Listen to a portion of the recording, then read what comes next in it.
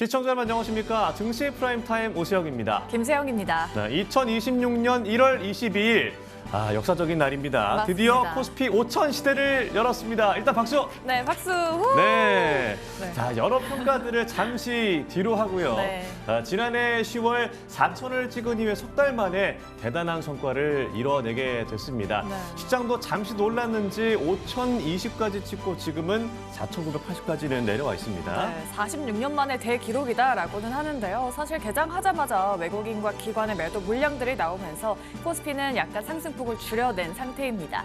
반면에 코스닥 같은 경우에는 1.3%까지 상승폭을 잘 키워내주면서 그동안 못 갔던, 소외됐던 종목들 다시금 올라와주고 있는 그런 모습 보여지고 있네요.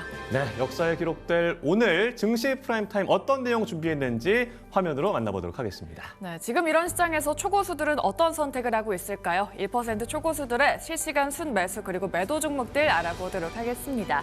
오늘은 삼전닉스가 다시금 달려지고 있습니다. 어떤 전략 필요할지 또 매수 상위에 올라와 있는 삼양식품까지 자세한 전략 만들어 보도록 하고요. 프라이미트 픽 시간에는 오늘장 투자 전략과 함께 내일 눈여겨볼 공략주까지 알아보도록 하겠습니다. 오늘은 AI 반도체 수요를 잡을 핵심 기업을 공개해준다라고 하니까요. 어떤 기업인지 궁금하신 분들 끝까지 함께해 주시면 좋을 것 같습니다. 네, 코스피 5천 시대 뿐만 아니라 현대차도 시가총액 100조 시대를 열었습니다. 50만을 넘어서 80만, 100만까지 가게 될지 오늘 직격 프라임 시간 현대차 천장 없는 상승 언제까지 가게 될지 여러 가지 얘기를 나눠보도록 하겠습니다. 자, 이런 축제 분위기 속에서 우려가 되는 것 중 하나가 바로 높은 환율이죠. 한국은행의 금리 동결 기조와 더불어서 올해 채권 시장은 어디로 흘러가게 될지 2016 경제를 보다 오늘 이 시간 윤여삼 메리츠 증권 이코노미스트와 함께 자세한 내용 짚어보도록 하겠습니다. 네, 증시 프라임타임 딜사이트 경제TV 유튜브 채널에서 함께 하실 수 있으니까요. 오늘 또 축제 분위기 속에서 즐거운 시간 함께 해주시길 바라겠습니다. 1월 22일 목요일 증시 프라임타임 지금 출발합니다.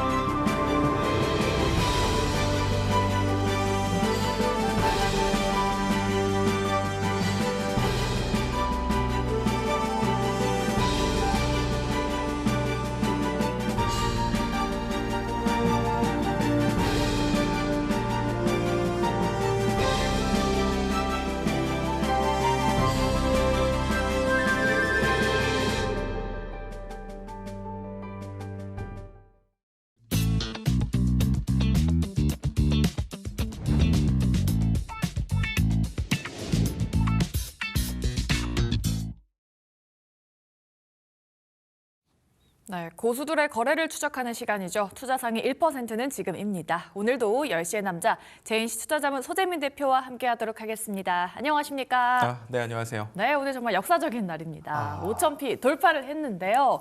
그런데 정말 빠르게 상승폭을 좀 줄여냈습니다.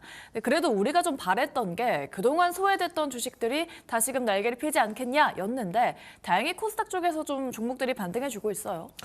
제가 여러분들한테 이번 주 초반부터 막 2차 전지 쪽 많이 얘기했던 거 기억하실 네. 거예요.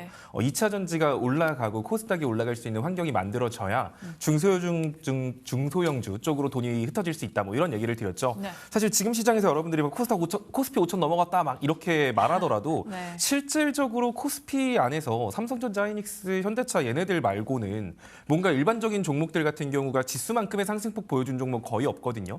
실질적으로 4,150에서 4,200부터 5,000포인트까지 올라오는 동안 코스피 안에서 상승 종목 숫자보다 하락 종목 숫자가 많았던 게 대부분이었거든요. 네. 그래서 지금 우리가 중요하게 봐야 될 건 드디어 코스피 5,000 찍었다, 6,000 가자 이게 아니라 우리가 원하는 건 건강한 상승이잖아요. 맞아요. 뭔가 전부 다 사이좋게 올라가는 그런 상승. 이제 그런 상승이 나오기 위해서는 우리가 어떤 신호를 놓치면 안 되는지 이런 것들 위주로 시장을 봐야 됩니다. 그냥 지수 올라간다고 좋다 하는 게 아니라 시장 안에 숨겨진 본질을 봐야 된다는 거죠. 예. 자, 중요한 건 코스피 쪽이 강세를 보여주고 있다. 그러면 이게 지금 과열 구간이다라고 했잖아요. 고평가는 아니지만. 그럼 이 과열을 풀어내기 위해선 투매 아니면 횡보가 나와야 되는데 횡보가 나오기 위해선 코스닥이 올라가야 된다. 코스닥이 올라가기 위해서는 2차 전지나 제약바이오 얘네 둘의 힘이 필요하다. 근데 지금 제약바이오가 좀 아프니까 2차 전지 쪽이 매력 있다. 뭐 이런 얘기들 제가 이번 주 저번 주부터 좀 계속 얘기했던 부분인 것 같은데 네. 오늘 보더라도 지금 코스닥 같은 경우가 965포인트인가요?까지 올라가고 있는 것 같은데 만약에 코스닥 같은 경우가 980포인트 위로 넘어가는 상승이 나온다라고 하면 그때부터는 코스피 자금이 좀 빠르게 코스닥 쪽으로 흡수될 수 있거든요. 그러면 코스피의 과열을 풀어내는 동안 코스닥이 코스피와 키를 맞추기 위해서 강한 상승이 나올 수 있습니다. 그때부터 중소형주라던가 소외됐던 종목들 순환매가 강하게 나올 수 있기 때문에 일단 오늘 이제 여러분들이 좀 주목해서 볼 건 이번 주에 코스닥이 한 975포인트 위냐 아래냐. 위라고 한다면 이제 소외받았던 종목군들 봐야 되는구나. 이런 걸 여러분들이 미리 생각해 놓고 투자를 해야지 그냥 당장 오늘 올라가는 거 따라잡기만 하는 매매를 하면 이제 수익 날 땐 잘 나다가 한 번 물리면 윗꼬리에 바로 물리거든요. 네. 그러니까 이런 거 좀 주의하시면서 코스닥 985포인트, 980포인트, 85포인트 요 정도 위로 올라가는 거 좀 네. 체크하시면서 중소형주 눈길 주시면 될 것 같습니다. 네, 좋습니다. 꾸준히 말씀드렸던 2차 전지주들 오늘 달려지고 있는데요. 저희가 잠시 뒤에 종목들 보면서 자세한 전략 만들어 드리도록 하겠습니다. 네, 그럼 이러한 시간 지금 초고수들은 어떤 종목들을 매수하고 있을지 매수 상위 10가지 종목들 바로 보도록 하겠습니다. 네, 오늘도 로봇주들 올라와 있고요. 현대차 관련한 기업들의 주가도 좀 올라와 있습니다. 어떤 종목들이 있는지 한번 보도록 할 텐데요. 일단 로봇주가 상승 동력을 세게 받아주고 있다가 약간 상승폭을 줄여내고 있습니다. 4위에 하이젠 R&M 그리고 9위에 에브리봇 올라와 있습니다. 에브리봇은 그래도 주가 강세를 이어가주는 모습이죠. 두 자릿수 상승세 그려내주고 있고요. 작년 초 대비해서 주가 2배 넘게 올라주고 있는 삼성전기 내일 실적을 냅니다. 4년 만에 가장 우수한 실적 낼 걸로 보입니다. MLCC 그리고 FC, BGA가 실적을 견인할 거다라는 지금 그런 평가들이 나오면서요. 주가 올라주고 있고요. 현대건설도 주가 꾸준하게 우상향해줬던 종목이죠. 최근에 원자력 발전이 부상하면서 건설 테마 ETF도 함께 조명을 받고 있다라고 합니다. 관련해서 눈여겨보시면 좋겠고요. 오늘 현대차그룹주가 장 초반에 달려줬었는데 약간의 상승폭이 줄어든 모습입니다. 현대차 올라와 있고요. 현대글로비스 5위에 이름을 올렸습니다. 5%대 강세 연출해주고 있고 6위에 HL만도 올라와주고 있고요. 8위에 기아도 있는데요. 상대적으로 조용한 주가 흐름 보여지고 있습니다. 이렇게 종목들 체크해 보셨고요. 오늘은 역시나 2차 전지 안 볼 수가 없습니다. 포스코홀딩스, 삼성 SDI까지 꾸준하게 말씀해 주셨는데 삼성 SDI가 사실 목표가를 터치를 했고요. 지금 중기적으로 볼 때는 한 37만 원까지 열어두라라고 하셨는데 37만 원 좀 갈 수 있을 것 같아요. 지금 37만 원 넘었습니다. 그러니까. 네, 넘었습니까? 넘었습니다. 역사적인 날이네요, 정말. 제가 이제 네. 여러분들한테 삼성 SDI 같은 경우는 한 37만 원 정도 선까지는 네. 상승 여력이 있다라고 했잖아요. 이 자리가 이제 저항이거든요. 아하. 그래서 삼성 SDI 같은 경우는 네. 지금 이제 아마 방송에서 많이들 나올 거예요. 근데 네. 삼성 SDI를 제가 여러분들한테 강조했던 시점이 삼성 SDI가 지금 이 추세선 돌파 시도할 때 제가 여러분들한테 네. 남겨드렸잖아요. 자, 그리고 나서 지금 굉장히 쉼없이 강한 상승 흐름을 보여주고 있는데 일단 제가 생각했던 삼성 SDI 죄송합니다. 중기 목표가가 사실은 37만 원 정도 라인이어서 네. 한 이 정도면 다음 달 정도면 오지 않을까 생각을 했었는데 생각보다 빠르게 도달한 것 같아요. 네. 자, 이 자리가 저항이에요. 그래서 삼성 SDI를 지금 제 영상이라던가 글을 보고 이제 하셨던 분들 같은 경우는 해당 구간에서 일부는 파시는 게 좋아요. 지금 다른 사람들은 현시에 막 따라잡고 있잖아요. 근데 네. 제가 항상 말하지만 주식은 오를 때 파는 거고요. 떨어질 때 올라가기 전에 사는 거거든요. 그러니까 남들이 지금 매수를 많이 하고 있다라고 해서 더 가겠지라는 생각보다는 우리는 기계적으로 매매를 하는 게 중요합니다. 지금 현 구간이 저항이에요. 그래서 여기서는 뭐 다 팔 필요는 없을 것 같아요. 일부는 줄이는 게 맞아요. 일부는 줄이시고 남은 거 가지고는 만약에 주봉상 삼성 SDI가 이 480선 위로 38만 원 위로 올라간다라고 하면 다음번에는 45만 원까지도 올라갈 수 있거든요. 어허. 그래서 삼성 SDI를 지금 관심 있게 보시는 분들은 사실 지금 따라잡는 게 아니라 38만 원 위에 안착하는 걸 보고 따라잡는 거예요. 내가 그러니까 만 원 좀 더 비싸게 사더라도 네. 이 위에 확실하게 안착한 거 보고 따라잡는 게 맞는 거고요. 지금 갖고 계신 분들은 현 구간에서 일부를 팔고 남은 수량 가지고 안착 여부를 확인하면 되는 거고 만약에 이 자리를 돌파하지 못하고 눌림을 준다라고 했을 때 우리는 그런 눌림목을 공략할 필요가 있거든요. 그래서 만약에 삼성 SDI가 그 자리를 돌파 못하고 눌림을 준다? 제가 그 절반의 법칙 급격한 상승의 네. 절반 기억하시죠? 최근에 급격한 상승의 절반 정도 선인 자리라고 한다면 대략적으로 삼성 SDI가 만약에 눌림을 준다. 뭐 이렇게 바로 내려간다는 건 아니에요. 오르락 오르락 등락을 보이면서 눌림을 주면 33만 원 정도까지 한번 눌렸다가 다시 갈 수도 있어요. 그러면 신규 진입 대기자분들은 이 자리를 그냥 마냥 기다리기보다는 한 35만 원 선부터 33만 원 선까지 이 구간에서 내가 신규 진입하거나 다시 재진입한다라는 생각으로 접근하시면 될 것 같습니다. 신규 진입하실 분들은 아까 말했지만 38만 원 안착하고 들어가던가 아니면 35만 원부터 32만 원 사이 구간을 노리시던가 이렇게 공략하시면 좋을 것 같고요. 코스닥 같은 경우가 이제 985포인트를 넘어서면 그때부터는 코스피가 코스닥 자금으로 많이 들어올 수 있다라고 했죠. 그러면은 코스닥의 대표 섹터인 2차 전지는 더 멀리 갈 수 있거든요. 그리고 제가 이제 로봇이라던가 2차 전지는 로봇 쪽하고 연결 수도 있는 게 결국 네. 로봇에 들어가는 거는 기름 넣지 않을 거다, 배터리 넣을 거다. 그러니까 전고체 쪽을 봐야 된다. 뭐 이런 얘기하고, 네, 뭐 기억하시나요? 네. 이스 스페셜티 케미칼, 한농화성 가고 그다음에 CIS 간다. 네. 뭐 이런 돈의 흐름도 말씀드렸죠. 아마 오늘 시장 보면 걔네들 거진 다 많이 올라가고 있을 거예요. 뉴스 때문에 올라간다고 많이들 생각하시겠지만 지금 이 방송 보신 분들은 아실 겁니다.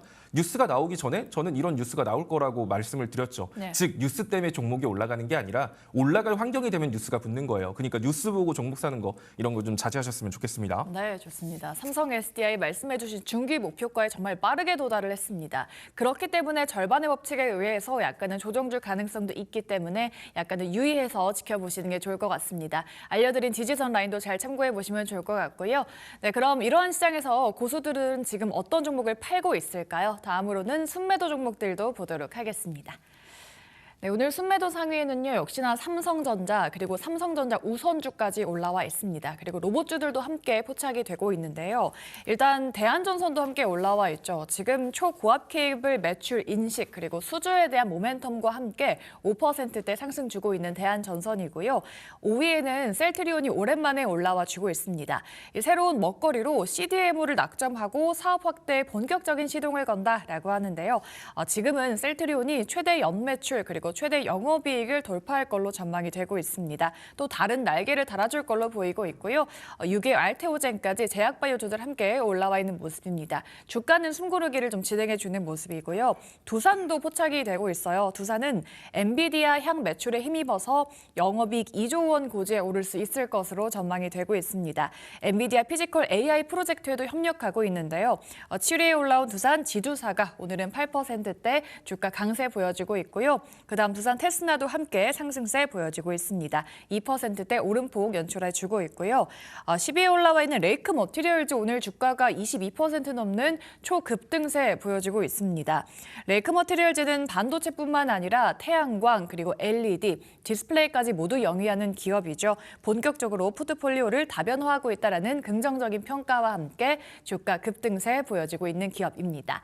자, 이 중에서는요, 저희가 셀트리온을 안 짚어볼 수가 없습니다. 대표님께서 항상 제바, 뭐 볼지 모른다면 셀트를 봐라라고 하셨는데요. 그 이후에 좀 올라주긴 했었어요. 그런데 약간 제약바이오가 주춤하면서 살짝 조정을 받고 있는데 셀트리온은 지금 어떤 관점으로 바라보면 좋을까요?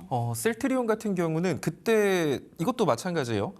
지금 제약바이오 섹터 같은 경우는 사실 내일이 굉장히 좀 중요한 날이라고 내일이, 보여지거든요. 금요일. 그렇죠. 네. 그러니까 이게 금요일이라서 중요하다기보다는 네. 오늘 이제 그 개인 소비 지출 미국의 이제 경제 지표가 발표가 되는데 아하. 자 여기에 따라서 또 금리 인하에 대한 기대감이 네네. 커지거나 축소될 수 있겠죠. 제가 제약바이오가 지금 눌리고 있는 가장 큰 이유는 경기 침체에 대한 우려. 미국하고 유럽하고 싸우면 경기가 안 좋아지지 않을까? 그래서 우리는 실적 관련주를 좀 봐야 돼. 화장품 네. 뭐 이런 거 실적 탄탄하겠지? 이러면서 화장품 쪽도 지금 올라가고 있는 거거든요. 제약바이오는 지금 실적이 좋은 섹터는 아니잖아요. 제약바이오는 섹터 자체가. 자 그러면 또 제약바이오가 움직일 수 있는 환경은 금리 인하에 대한 기대감이 살아 있을 때 움직일 수 있습니다. 네. 최근에 국제 수익률 급등했다라는 이유로 금리 인하 가능성 축소. 이걸로 제약바이오가 또 두드러 맞은 건데 네. 오늘 만약에 이제 경제 지표에서 개인 소비 지출이 좀 긍정적으로 발표가 된다라고 하면 금리 인하에 대한 기대감이 다시 소폭 상승할 수 있겠죠. 그렇다라고 하면 제약바이오의 기술적 반등이 나올 수 있는 타이밍이 내일이라고 보여지거든요.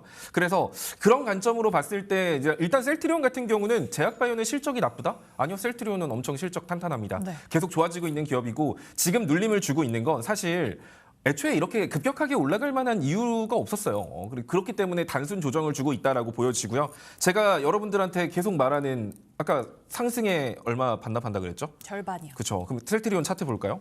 자, 여러분들은 그냥 올라가면 좋은 줄 알고 그냥 막 사요. 근데 셀트리온 보면 급격한 상승에 지금 얼마 빠졌죠? 절반 빠졌네요. 딱 절반 빠진 거예요. 그럼 셀트리온은 지금 들어가야 하는 자리인 거예요. 여기서부터 밀린다라고 하더라도 뒤에 받쳐주고 있는 거래량이 존재하기 때문에 사실 겁먹지 않고 그냥 맘 편하게 살 수 있는 자리거든요. 그 셀트리온에 관심이 있었던 분들은 이런 상승의 절반 조정 기다렸다. 이런 구간에서 신규 진입하시면 될 것 같고요. 셀트리온 같은 경우도 주봉상 박스권을 어마어마하게 길게 만들었던 종목입니다. 네. 따라서 19만 5천 원을 금요일 종가로 이탈하지 않는다라고 하면 이 상승 흐름 지속해서 유지될 수 있으니까 셀트리온 지금 사람들이 많이 팔고 있다라고 해서 겁먹기보다는 저라면 해당 종목 19만 5천 원까지 나눠서 한번 매수할 것 같습니다. 네, 좋습니다.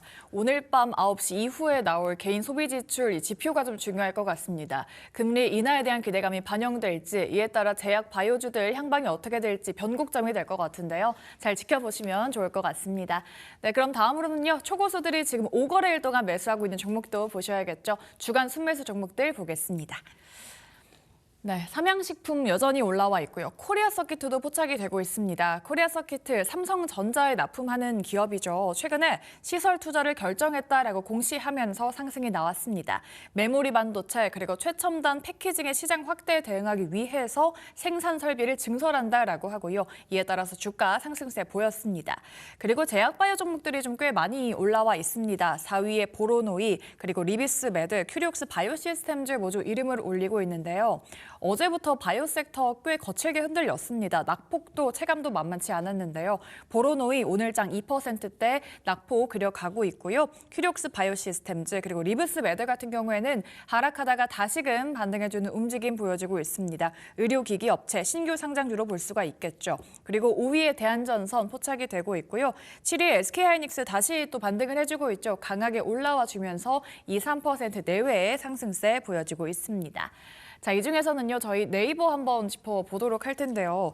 그 스테이블 코인 도입이 가시권에 들면서 조금 상승세 탄력받고 있다라는 그런 평가들도 나오고 있는 중입니다. 네이버도 오늘 좀 반등세가 나오고 있는데 이 종목은 좀 앞으로 긍정적으로 봐도 괜찮을까요?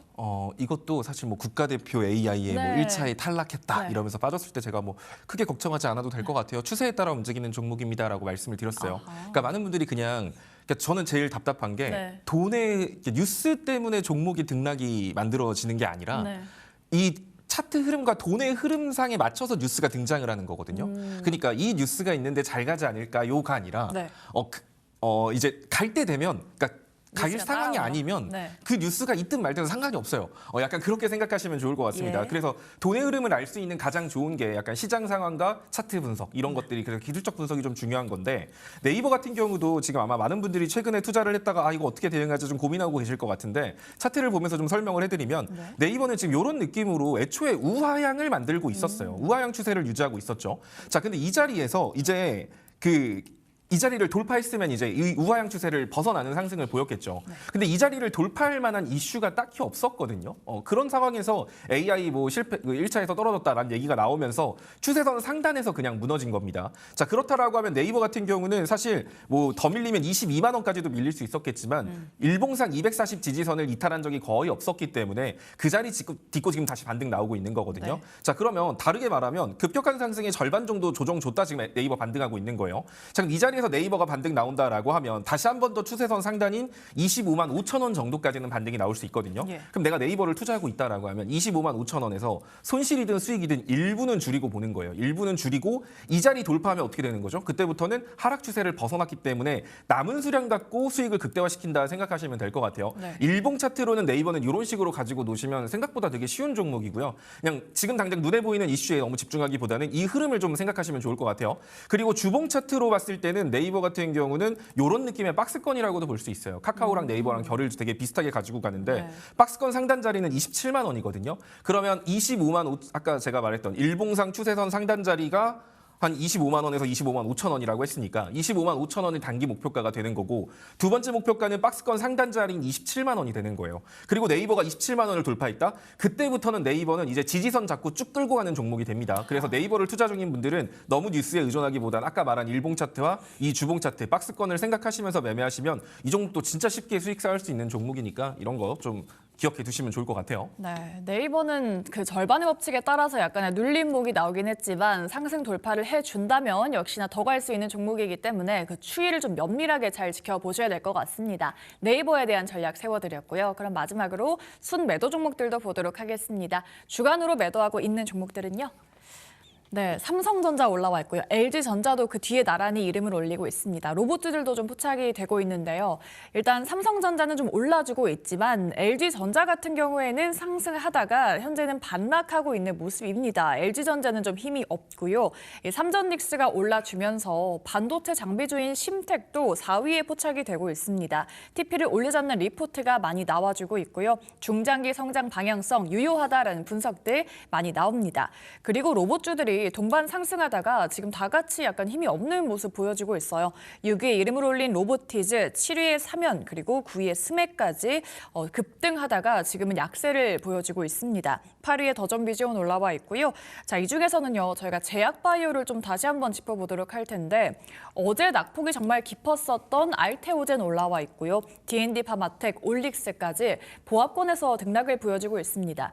이 중에서는 D&D를 짚어주신다라고 하셨는데 그럼 셀트리온과 좀 비슷하게 지금 봐야 하는 D&D 파마텍이겠죠?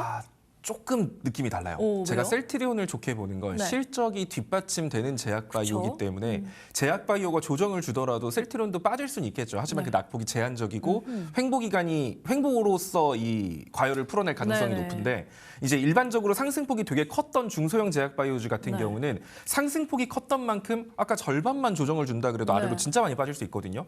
일단 D&D 파마텍 같은 경우도 일단 절대 깨면 안 될 자리를 깨진 게 맞아요. 그래서 좀 경계를 하셔야 되는데 그래서 지금 제약바이오 투자하시는 분들은 야 이거를 기회 삼아서 지금 내가 계속 사서 모아야 되나? 아니면은 이렇게 지금 다들 불장인데 지금이라도 제약바이오 던져버리고 딴 쪽으로 옮겨야 되나? 뭐 이런 생각들도 많이 하실 것 고민이 같아요. 많아져요. 그렇죠. 제약바이오 아무래도 그렇다 보니까 제약바이오 같은 경우는 아까도 말했지만 여러분들이 기억해 두시면 좋을 게 만약에 코스닥 985포인트 정도 온다고 네. 치죠. 그러면은 이 자리를 돌파를 이 자리까지 끌어올리는 건 2차 전지 갖고 끌어올릴 수 있어요. 근데 그 위로 올라가서 코스닥이 과열 국면으로 돼서 코스피의 자금을 많이 빨아들이기 위해서는 제약바이오가 발목을 잡으면 안 돼요. 최소한. 발목은 잡으면 안 되고 제약바이오 쪽으로도 수급이 같이 들어와야 되거든요. 그러니까 코스닥의 메인 섹터인 2차 전자 제약바이오가 누구 한 놈이 강하게 움직이더라도 한 놈은 방해는 하면 안 되고 따라서는 움직여줘야 됩니다. 그런 관점으로 쳤을 때 제약바이오 섹터를 지금 투자하고 계신 분들은 코스닥 지수가 980포인트에서 85포인트 그 정도 선 왔을 때부터 제약바이오에 수급 들어갈 수 있거든요. 그러니까 이런 게 돈의 흐름이에요. 그냥 단순히 뭔가 뉴스가 있다. 기술 수천한다던데 이런 걸로 보는 게 아니라 돈이 들어올 수 있는 환경이 먼저 만들어져야 뉴스가 만들어지는 거니까 네. 제약바이오를 투자하시는 분들은 만약에 내가 추매를 하고 싶다라고 하더라도 떨어지는 족족 추매를 한다기보다는 아예 코스닥 추세선 하단부에서까지 기다리던가 아니면 코스닥 980이나 985포인트까지 가서 이제는 제약바이오에 힘이 필요한 시점이다라는 그 시점, 그 분위기가 만들어졌을 때 제약바이오에 좀 더 넣는다. 이렇게 좀 먼저 틀을 잡고 그 다음에 종목을 보는 거예요. 그냥 종목 하나만 놓고 보는 게 아니라. 자, 일단 D&D 파마텍 같은 경우는 내일 일단 무조건 반등이 나와줘야만 하는 자리라고 보시면 될 것 같아요. 지금 일정 고점 돌파 못하고 지금 중간 라인, 이 단기 이 바닥권이라고 생각했던 라인까지 이탈했기 때문에 D&D 파마텍 같은 경우는 내일 무조건 반등이 나와야만 하고 만약에 내일 반등이 나오지 않는다라고 하면 일단은 낙폭이 정말 심하면 121선까지도 갈 수 있고 이 종목 월봉 차트 보면 네. 아까 여러분들 제가 급격한 상승에 절반까지 조정 주면 예. 어디라고 했죠?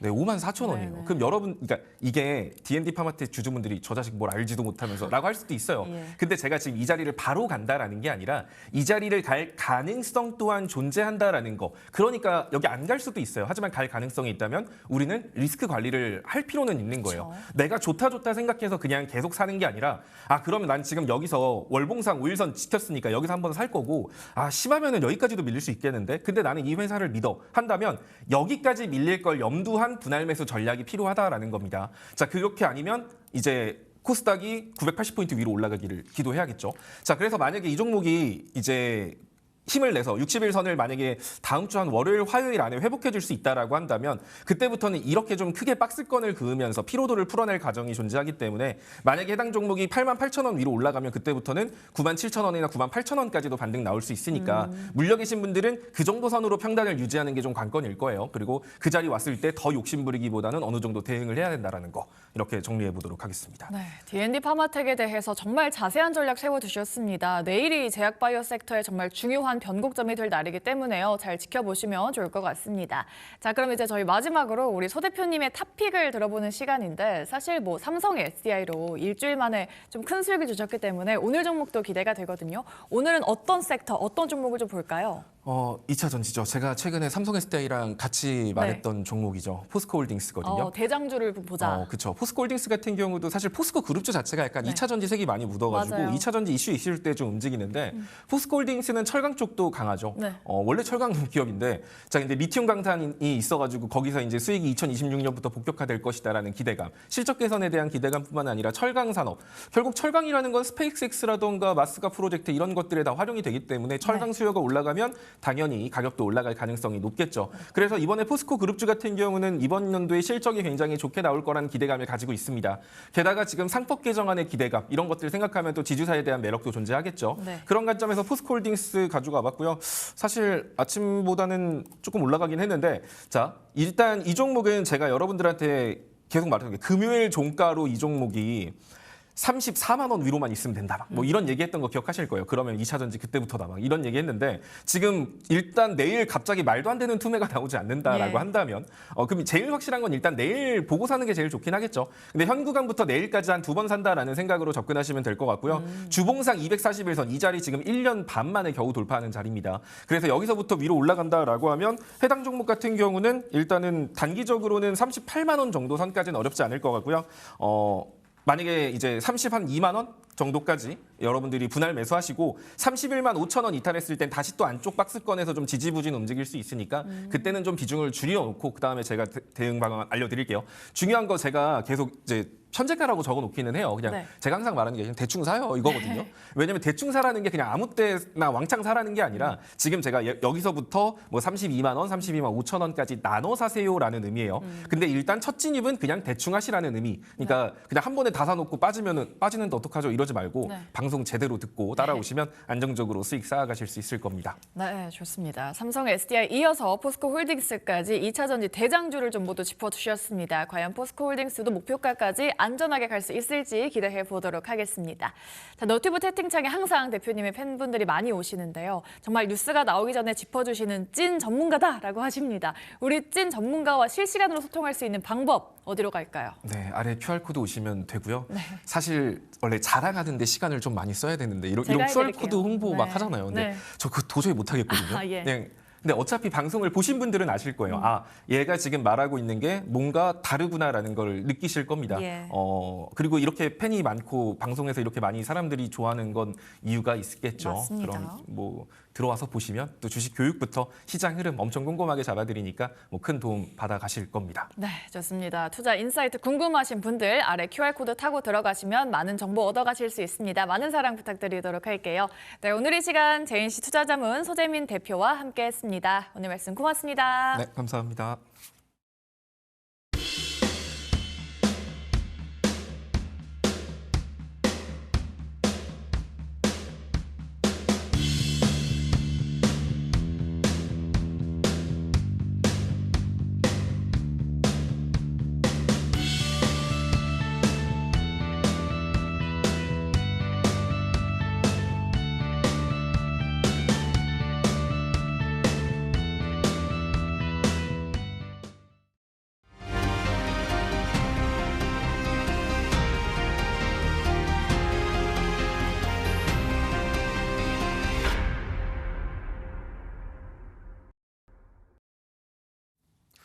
이 시각 시장의 이목을 집중시킨 업종과 개별주에 대한 투자 판단을 해보는 직격 프라임 시간입니다. 오늘 이 시간 해온솔루션 이정호 팀장님과 함께합니다. 안녕하십니까? 안녕하세요. 네, 1월 22일 목요일 코스피 5천 시대 열렸습니다. 느낌이 좀 어떠세요? 정말 간다라고 생각을 했는데 이렇게까지 빨리 갈 줄은 몰랐다라고 생각이 들고 있어요. 그래도 뭐 어차피 5천 갔으니까 그 이상까지도 노려볼 수 있는 거 아닌가라는 생각도 하고 있습니다. 그러니까 뭔가 여러 가지 얘기를 할 수 있을 것 같습니다. 그러니까 만약 이게 지수가 오른다는 게 다 좋은 건 또 아니기 때문에 일단은 먼저 5,000피 도달의 주역 섹터 하면 아무래도 반도체를 꼽을 수 있겠죠? 네, 반도체뿐만 아니라 기존에 작년부터 계속적으로 올라줬던 조선, 방산, 원전 원전, 그 전력기기까지 섹터들이 순환매가 나와줬다라고 생각이 들고 있고 네. 그리고 뭐 제약바이오가 조금 약세가 됐는데 그 자리를 이제 현대차 관련된 밸류체인 그룹들이 어느 정도 담당을 했다라고 생각이 들고 있어요. 그렇기 때문에 어떻게 본다면 5000P 시대의 주역들은 대형주 위주의 장세가 연출이 됐다라고 여겨지고 있습니다. 예, 조방원 반도체 또 최근에는 또 현대차까지 코스피 5000 시대의 주역이다. 그런데 이제 뭐 5000P 1000스탁을 또 목전에 두고 있는 가운데 오늘은 좀 개인이 많이 사고 외국인 기관은 좀 매도를 하고 있는 상황이거든요. 어떻게 봐야 될까요? 외국인들이나 뭐 기관들이 매도를 하는 부분은 단기적으로 올랐기 때문에 이익 실현이나 아니면 종목별 리밸레이싱 관련돼 가지고 그런 부분이 나올 가능성이 높다라고 생각이 들고 있어요. 네. 그리고 뭐 개인들이 계속적으로 사는 부분이나 이런 부분은 대형주들이 올라가고 있기 때문에 워낙 탄탄하게 그쪽으로에 대한 수급이나 모멘텀이 더욱더 충분하다라고 여겨지면서 들어가고 있다라고 생각이 들고 있고 뭐 개인들이 사고 있고 외국인과 기관이 팔고 있다라고 해서 지수가 여기서 더 못 올라가냐 뭐 이런 부분까지도 생각을 하신다라고 본다면 전 그건 아니다라고 생각이 들고 있어요. 네. 그러니까 어느 정도 올라갔기 때문에 단기적으로 이익을 챙기고 이제 종목에 대한 리밸런싱과 포트를 다시 한번 재정비를 하고 있다라고 보여지면 됩니다. 네, 말씀하신 대로 좀 속도가 빨랐다라고 했는데 제가 좀 정리를 해봤습니다. 1980년에 100으로 출발을 해서 9년 만에 1000, 그리고 2007년 18년 만에 2000, 그리고 3000까지 14년이 걸렸고요. 4000까지 4년, 그리고 지난 10월에 4천 찍었으니까 3개월 만에 이제 5천을 찍어서 속도가 좀 빠르지 않나? 그러니까 6천에 대한 기대감, 뭐 일반 코스피에 대한 기대감은 있습니다만 속도 조절은 어느 정도 필요한 것이 아닌가. 그러니까 체질 개선에 대한 얘기들, 너무 또 한쪽에 편중되어 있어서 투자가 이루어지는 것이 아닌가. 여러 가지 전망들이 있잖아요. 코스피 5천 그리고 앞으로 남은 6천 만 시대에 우리는 어떤 걸 좀 봐야 될까요? 제일 중요한 건 반도체 관련 섹터들의 실적이나 이런 부분이 제일 중요하다고 생각이 들고 있어요. 네. 반도체 관련 섹터들이 실적이 어느 정도 탄탄하게 나와준다고 본다면 지수가 이제 어느 정도 버틸 체력은 있다라고 보여지고 있고 이번에 현대차처럼 갑자기 어느 정도 기술력이나 이런 부분이 시장에서 평가를 받으면서 재평가되는 종목들이 나와준다고 본다면 추가적인 지수 상승의 견인이 될 가능성이 높다라고 생각이 들고 있습니다. 불과 몇 개월 전만 해도 현대차 관련해가지고 저평가된 종목이다라고 했던 부분이 있었는데 네. 그런 부분이 이제 CES를 통해서 재평가를 받으면서 어떻게 보면 주가가 제자리로 가는 모습가 나와줬다라고 생각이 들고 있어요. 그러면서 이제 지수의 탄력이나 이런 부분을 견인을 했던 모습가 나오고 시장의 수급 현황이나 이런 부분이 워낙 상승장스러운 모습처럼 어떻게 보면 갑작스러운 매수세나 이런 부분이 많이 나왔다라고 생각이 들고 있습니다. 그런 복합적인 요소가 나와준다라고 본다면 다시 한번 지수가 5천에서 6천까지도 올라갈 가능성은 있기 때문에 그런 포인트를 조금 더 집중해서 보셨으면 좋겠다라고 생각이 들고 있고 네. 제일 중요한 조건은 제가 봤을 때는 현금 확보도 중요하다라고 말씀을 해드리고 싶어요. 우리가 하락장 때 현금 확보를 계속적으로 하라고 하잖아요. 네. 상승장 때도 현금 확보를 해놓으라고 저는 말을 하고 싶습니다. 그 이유를 말씀을 해드리자고 본다면 우리가 반도체가 올라갈 거라고는 어느 정도 다 예측을 했었습니다. 네. 현대차가 이렇게 갑작스럽게 올라갈 가능성이나 이런 부분은 예측하기가 상당히 어려운 부분이 있어요. 그렇다고 본다면 어느 정도 현금을 확보했던 분들이나 이런 분들은 현대차 그리고 현대차 밸류체인 관련 종목들을 집중적으로 매수를 하면서 수익을 볼 가능성이 어느 정도 있기 때문에 상승장에서도 빠른 주도주 순환매나 이런 부분을 대응하기 위해서는 현금 확보를 어느 정도 하시면서 이 빠른 순환매 주도주를 대응을 했으면 좋겠다라고 말씀을 해드리겠습니다. 네, 알겠습니다. 이렇게 주식이 잘 가는 와중에도 현금 확보는 어느 정도 하시는 게 좋겠다라고 정리를 해 주셨습니다. 그러니까 4,970까지 빠졌다가 지금 다시 반등하는 모습을 보여주고 있고요. 지금 시각 10시 33분을 지나고 있습니다. 오늘 장 시장을 관통하는 직격 이슈 세 가지 먼저 화면으로 만나보겠습니다. 네, 이제 시가총액 100조 시대가 됐습니다. 현대차 천장 없는 상승세 언제까지 지속이 될 것인지 짚어보도록 하겠고요. 자, 코스피 5천 시대의 주역 중 하나죠. 반도체 대형주 개인 자금이 몰리고 있습니다. 이 부분 어떻게 봐야 될지 알아보도록 하겠습니다. 마지막 세 번째 주제, 이런 축제 분위기 속에서 제약바이오주는 좀 주춤하고 있는데 이제는 가야 할 때가 아닌가, 과연 어떻게 봐야 될지 지켜보도록 하겠습니다. 네, 현대차에 대한 얘기를 먼저 해보겠습니다. 이제 뭐 목표 주가가 80만 원으로 상향이 되기도 하고요. 현대차 올해 정말 좋습니다. 어떻게 보고 있습니까?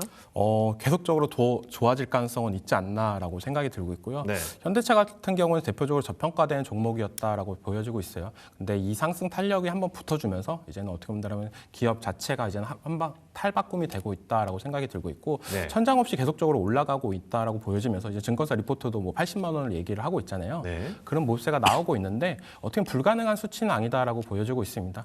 현대차가 이때까지 계속된 저평가나 이런 부분은 타 글로벌 뭐 자동차 기업과 비교를 해봤을 때도 대체적으로 저평가가 됐다라고 보여졌던 부분이 있었는데 이제 어느 정도 상승 탄력을 받으면서 이제 도요타랑 PER이 어느 정도 비슷한 구간까지 왔다라고 볼 수가 있어요. 근데 현대차를 시장에서 지금 바라보는 시각은 도요타가 아니라 이제 테슬라랑 비교를 하는 부분이 있는데 네. 그런 부분까지는 이제 어떻게 보면 로봇에 대한 밸류레이션과 이런 부분을 어떤 가치를 더욱더 두고 있다라고 볼 수가 있습니다. 그렇다고 본다면 지금 50만 원 부근이고 이제는 80만 원 그 이상까지도 가려고 한다면 그 스토리가 좀 중요하다라고 보여지고 있어요. 50만 원까지는 우리가 이제 현대차가 로봇을 이제 공개를 하면서 글로벌적으로 로봇의 성능이나 이런 부분이 뒤처지지 않다라는 부분을 보여줬다라고 본다면 그 다음 단계를 봤을 때는 로봇을 이제는 현대차가 양산 시점으로 들어가서 이제 로봇을 현장에 배치를 했을 때 현대차가 얼마만큼의 이익이 더 많이 발생을 할 거냐 이런 부분이 약간 더 키포인트가 될 가능성이 높다라고 보여지고 있습니다.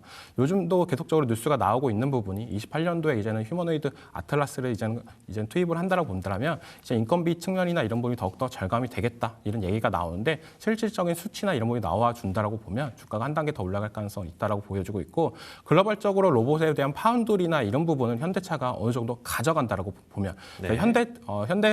현대에서 만든 로봇이 현대차뿐만 아니라 이게 글로벌 다른 빅테크 기업들과 이런 다른 나라까지도 어느 정도 판매가 되는 모습세가 나와준다고 보면 전 충분히 80만 원 그 이상까지도 갈 가능성이 높다라고 생각이 들고 있어요.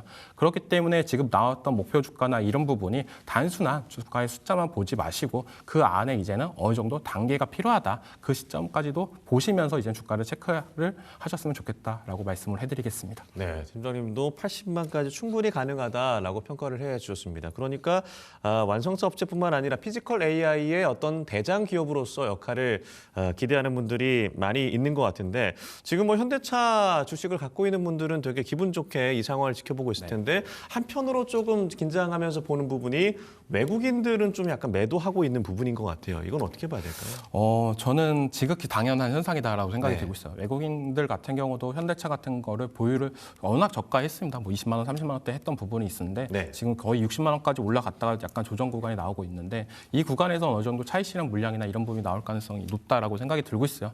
그렇다고 본다면 개인들이 지금 사고 있는 게 지금 뭐 잘못된 거냐라고 본다면 전 그것도 아니다라고 생각이 들고 있습니다. 네.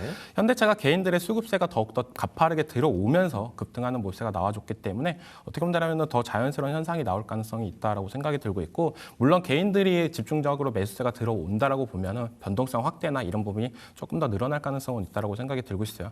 과거에 현대차를 봤을 때 뭐 하루에 3% 올라가면 정말 많이 올랐다라고 했는데 이제는 뭐 두 자릿수 이상까지도 올라가는 모습세가 나와주고 있기 때문에 이제는 보다 조금 더 가벼워졌다라고 보여지면 됐고 이 부분에 대해서 어떻게 보면 개인들이 계속적으로 사고 있기 때문에 네.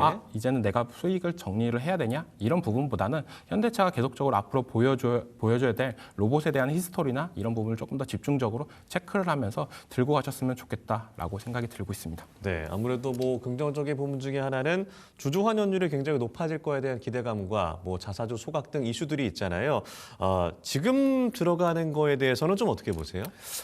지금 자리에서 들어가시는 거는 상당히 부담스럽다라고 말씀을 해드리고 싶어요. 네. 그 이유는 그래도 뭐 대형주니까 아무 때나 사도 되겠지. 목표 주가 80만 원 나왔으니까 나는 70만 원을 팔면 지금보다는 수익이 더 날 거야 라는 기대감을 들고 가시는 분들도 있겠지만 아까도 얘기했다시피 80만 원까지 가려고 한다면 현대차 관련해가지고 로봇에 대한 밸류체인 확대나 이런 부분이 더욱더 일어나야 된다고 생각이 들고 있습니다. 네. 아직까지는 실적으로 보여주는 부분이 없이 미래에 대한 기대감으로 올라주고 있다라고 볼 수가 있고 그렇다고 본다면 신규 매수가 언제쯤 가능할까라고 보면 전 차트상으로 5일선 부근에서는 도전이 가능하다라고 여겨지고 있어요. 네. 지금 50만 원을 돌파하면서 약간 더 가파르게 올라줬다라고 생각을 하고 있기 때문에 50만 원 부근에서는 모아갈 만하다라고 생각이 들고 있고 그 부분 지금 구간에보다는 조금만 기다리자. 물론 이 회사가 좋은 건 다 알겠어. 목표 주가도 올라가는 부분도 알겠어. 하지만 조금만 기다리면서 눌림시 매수 관점으로 접근을 했으면 좋겠다라고 말씀을 해드립니다. 해드리겠습니다. 네, 현 구간에서 들어간 것은 조금 부담이 있을 수 있다. 50만 선, 40만 후반대에 좀 분할해서 들어가시라라는 말씀. 자, 그렇다면 뭐 현대차도 많이 올랐지만 현대차 그룹주도 전반적으로 많이 올랐잖아요. 뭐 현대오토모비나 모비스나 이 종목들을 투자하는 것은 어떻게 보세요? 저는 충분히 괜찮다라고 말씀을 해드리고 싶어요. 네. 왜냐하면 현대차 관련돼 가지고 우리가 과거에 알고 있었던 부분이 정말 무겁다라고 생각이 들고 있어서 네. 현대차가 이렇게 가파르게 오르기 전에 뭐 현대오토에버나 현대차 관련 밸류체인 종목들이 먼저 움직였다라고 생각이 들고 있습니다. 네. 근데 그 종목들이 이제 고점에서 어느 정도 조정 구간이 나와주면서 현대차 쪽으로 수급이 이동이 됐다라고 생각이 들고 있고 그렇다고 본다면 현대차 밸류체인 안에서도 계속적인 순환매나 이런 부분이 나타날 가능성이 높기 때문에 현대차가 이제는 다시 한번 조정 구간이나 이런 부분이 들어오면 그 수급이 현대차 관련 밸류체인 쪽으로 집중되면서 들어올 가능성이 저는 높다라고 생각이 들고 있기 때문에 네. 현대차 밸류체인 관련 종목들도 5일선 부근에서는 도전을 해봐도 괜찮다. 물론 계속적으로 올라가고 있는 종목들을 따라 들어가면서 급등할 때 따라 들어가는 전략도 요즘에는 잘 먹힌다라고 생각이 들고 있어요. 하지만 심리적 안정감이나 이런 부분이 생각보다 안 좋은 모습세가 있기 때문에 네. 저는 현대차 밸류체인 관련주들도 현대차 못지않게 상승 여력은 더 남아있다라고 여겨지고 있고 그중에서는 현대오토에버를 계속적으로 탑픽으로 말씀을 해드렸던 부분이 있었는데요.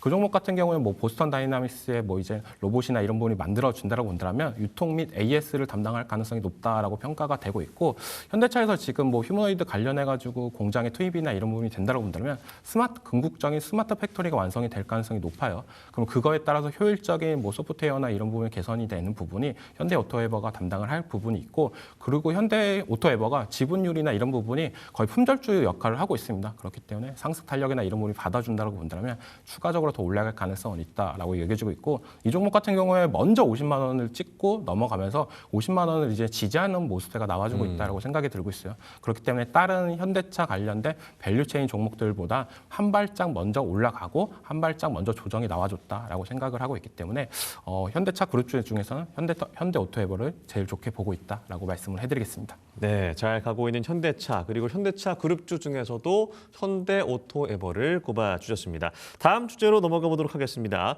반도체 대형주에 몰리는 개인 자금. 그러니까 그제 뭐 주춤하는 듯한 흐름 보였는데 많이들 좀 기다렸나 봐요. 좀 떨어지기를. 네. 지금 또 삼성전자 15만 안정적으로 유지하고 있고 SK하이닉스도 76만 5천대 유지하고 있습니다. 네, 지극히 개인들이 반도체 대형주를 담아가는 거는 전 정말 잘하고 있다라고 생각이 들고 있어요. 네. 우리가 다들 알다시피 반도체에 대한 슈퍼사이클이나 이런 부분을 기대하면서 작년부터 계속적으로 반도체 좋다 했던 부분이 이제 현실화가 되고 있다라고 생각이 들고 있고요. 그런 부분이 이제는 4분기 실적에서도 어느 정도 나타났다라고 생각이 드는 부분. 그 지수가 어느 정도 더 올라가려고 한다라면 거기서 이제 어떤 종목을 사야 수익을 극대화할까 뭐 이런 고민을 하시는 분들도 있겠지만 네. 삼성전자나 SK하이닉스만 충분히 사셔도 시장에 대한 기대 수익치 이상은 수익률이 나올 가능성이 높기 때문에 이 반도체 대형주로 쏠리는 개인들의 자금이나 이런 부분은 제일 안정성이 높은 포트폴리오 관리 역할을 해주고 있다라고 여겨지면서 그런 부분에 있어서 뭐 이것도 뭐 비슷하게 뭐 외국인들이 계속적으로 팔고 있기 때문에 개인들만 사는 거 아니야? 너무 부정적인 시작으로 보지 마시고 네. 지금 지수에서 지금 가장 안정성이 있는 종목을 보자라고 본다면 삼성전자나 SK하이닉스가 될 가능성이 높기 때문에 지금 개인들의 자금이 집중적으로 사는 거는 저는 지극히 당연한 현상이다라고 말씀을 해드리겠습니다. 네. 그러니까 보니까 삼성전자는 SK하이닉스는 좀 덜한데 삼성전자가 어제 외국인이 엄청 많이 샀네요.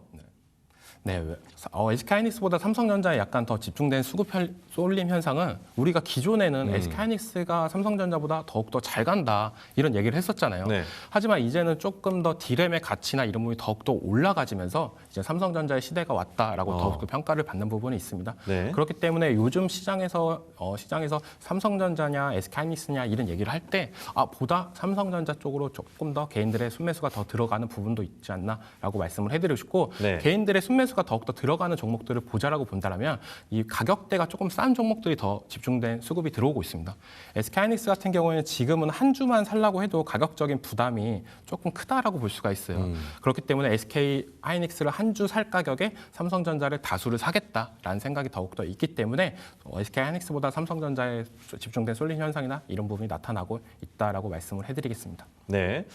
이런 가운데 뭐 트럼프가 이 유럽 8개국에 대한 관세 부과를 좀 철회하겠다라는 소식에 뉴욕 증시도 많이 올랐잖아요. 네. 그 중에서도 또 샌디스크가 10%, 또 시게이트 5.6% 상승하면서 이 HBM에 이어서 낸드 플래시주도 주목을 다시 좀 받고 있나라는 생각이 드는데 어떻게 보십니까? 이것도 지극히 당연한 현상이다라고 네. 생각이 들고 있어요. HBM뿐만 아니라 이제 반도체 관련된 종목, 반도체 관련된 부품이나 이런 부분이 계속적으로 수요나 이런 부분이 늘어나고 있다라고 생각이 들고 있고, 샌디스크 같은 경우도 이제 가격을 이제 100%까지도 인상을 한다라고 했는데 네. 그 얘기가 뭐냐라고 본다면 이제는 어떻게 보면 공급자 위의 시장이다라고 볼 수가 있어요. 사고 싶어도 살 수가 없으니까 가격을 더욱더 올라가고 있다라고 볼 수가 있고, 그런 모습세가 이제 D램뿐만 아니라 랜드까지도 확장되는 모습세, 그런 부분에 있어서 요즘에 어떻게 보면 SK하이닉스보다 삼성전자가 조금 더 잘 가고 있는 부분이 랜드에 대해서 어느 정도 이점이나 이런 부분이 있는 맞물리면서 삼성전자의 수급세를 보여주고 있다라고 여겨지고 있습니다.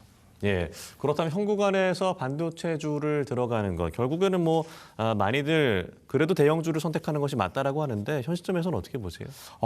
반도체 안에서도 이제는 어느 정도 순환매가 나오고 있다라고 생각이 들고 있어요. 우리가 이제 반도체 관련해가지고 삼성전자나 SK하이닉스냐 집중적으로 매수하다가 이제 어느 정도 1월 달 들어와서 장비주들의 어느 정도 상승 랠리가 나와줬다라고 생각이 드는데 네. 그 이유를 보자라고 보면 이제 삼성과 SK하이닉스가 실적이나 이런 부분이 잘 나온다라고 본다면 추가적인 투자 발표나 이런 부분이 나올 가능성이 높다라고 점쳐지면서 장비주 쪽으로 수급이 들어왔다라고 생각이 들고 있고, 네. 근데 문제는 뭐냐라고 본다면 삼성전자나 SK하이닉스 같은 경우에 올라갈 때 요즘 시장에서는 올라갈 때 시원시원하게 올라가고 조정이 들어올 때도 그렇게 강한 모습세가 안 나오고 있다라고 네. 보여주고 있고요. 소부장 관련 기업들은 올라갈 때는 또 시원시원하게 올라가는데 조정이 들어올 때는 또 시원시원하게 빠져주는 모습세가 나오고 있기 때문에 개인들의 매수세나 이런 부분이 어떻게 본다면 메인으로는 반도체 대형주를 가져가고 있고, 어떻게 본다면 단기적인 트레이딩 관점으로는 소부장 관련 기업들을 트레이딩을 하고 있다라고 여겨지고 있기 때문에 이 구간에서는 어떻게 본다면 반도체 대형주를 어느 정도 포트에 가져가고 소형 반도체 소부장 관련 기업들은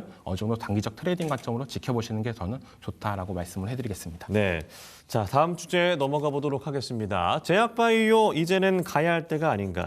코스피 5천 시대를 돌파를 했고 또 천스탁에 대한 기대감이 있습니다만 제약바이오가 최근에 좀 주춤하고 있어서 많은 그 주주분들이 아쉬워하시는데, 특히나 이 알테오젠 키트루다 로열티 10% 정도 기대가 됐었는데 2%대다라는 얘기에 좀 하락을 하고 있습니다. 어떻게 봐야 될까요?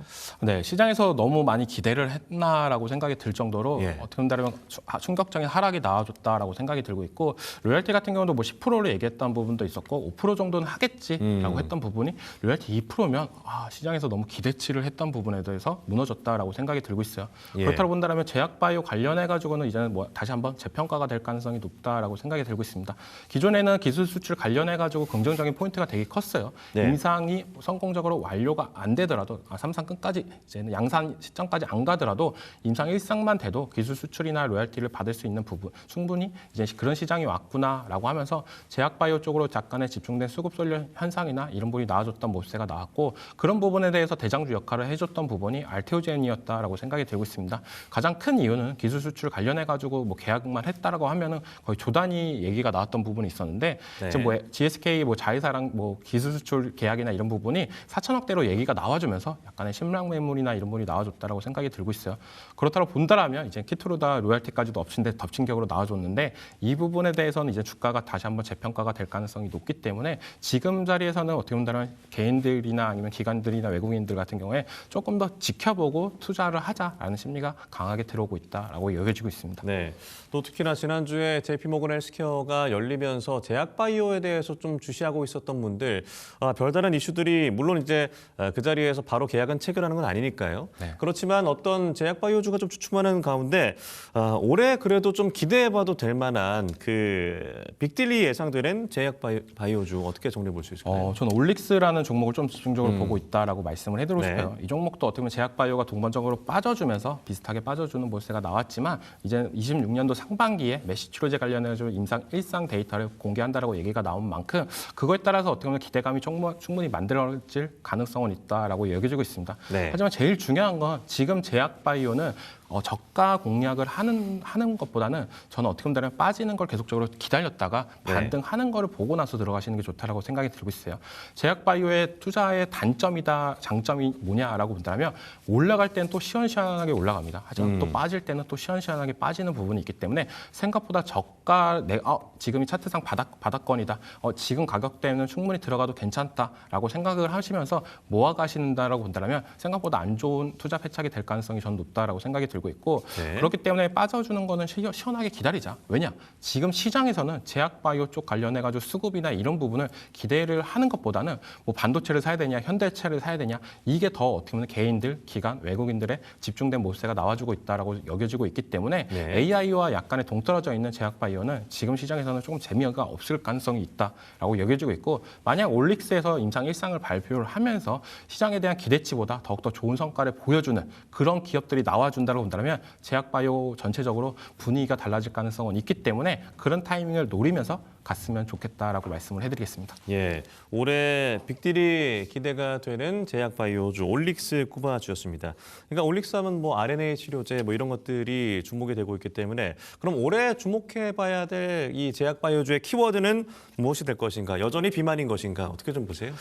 여전히 비만에 대한 키워드를 갖고 가시는 것도 좋겠지만 지금 주가가 떨어졌던 이유를 봐야 된다고 봐요. 그러니까 시장의 기대치보다 저조한 모습세를 보여줬다라고 보여지고 있기 때문에 제일 중요한 건 이제 기술 수출 금액이냐, 로열티 금액이냐 이런 부분이 시장의 기대치보다 더욱더 높아지는 모습세가 나와준다고 본다면 다시 한번 제약바이오 분위기를 바꿀 가능성은 있다라고 생각이 들고 있고요. 알테오젠 같은 경우에 워낙 초기에 그런 모습세가 나와줬기 때문에 제약바이오 관련해가지고는 어떻게 본다면 초기에 계약했던 부분이나 이런 부분이기 때문에 좀 실망할 수도 있다라고 생각이 들고 있습니다. 하지만 기간값이나 이런 부분이 지나갔다라고 보여지고 있고 지금 다시 기술 수출이나 이런 부분이 시장에 대한 기대치보다 높게 나와준다고 본다면 충분히 제약바이오가 분위기가 바뀔 가능성은 있다라고 보여지고 있기 때문에 기술 수출 금액이다라고 말씀을 해드리고 싶어요. 네, 최근 주가 상승에서 좀 소외됐던 제약바이오주 어떤 키워드, 어떤 종목 주목해야 될지 짚어주셨고요. 마지막으로 오늘 장 토픽 어떤 종목인지 짚어주시죠. 네, 오늘장 탑픽에 대한 종목은요. 정말 고민이 많다라고 생각이 들고 있습니다. 대형주 수급 쏠림 현상이 나와주고 있기 때문에 대형주 위주로 집중적으로 봐야 되냐라고 본다면 저는 그 안에서도 반도체 순환매를 좀 집중적으로 보자라고 생각이 들면서 한미반도체라는 종목에 대해서 말씀을 해드리려고 해요. 이 종목 같은 경우도 알다시피 뭐 1월 달 들어와서 급등하는 모습세가 나와줬다라고 생각이 드는데 조금 반도체 소부장 관련된 기업들이 어제장 이후로 약간의 옥석 가리기가 어느 정도 진행이 됐다라고 생각이 들고 있습니다.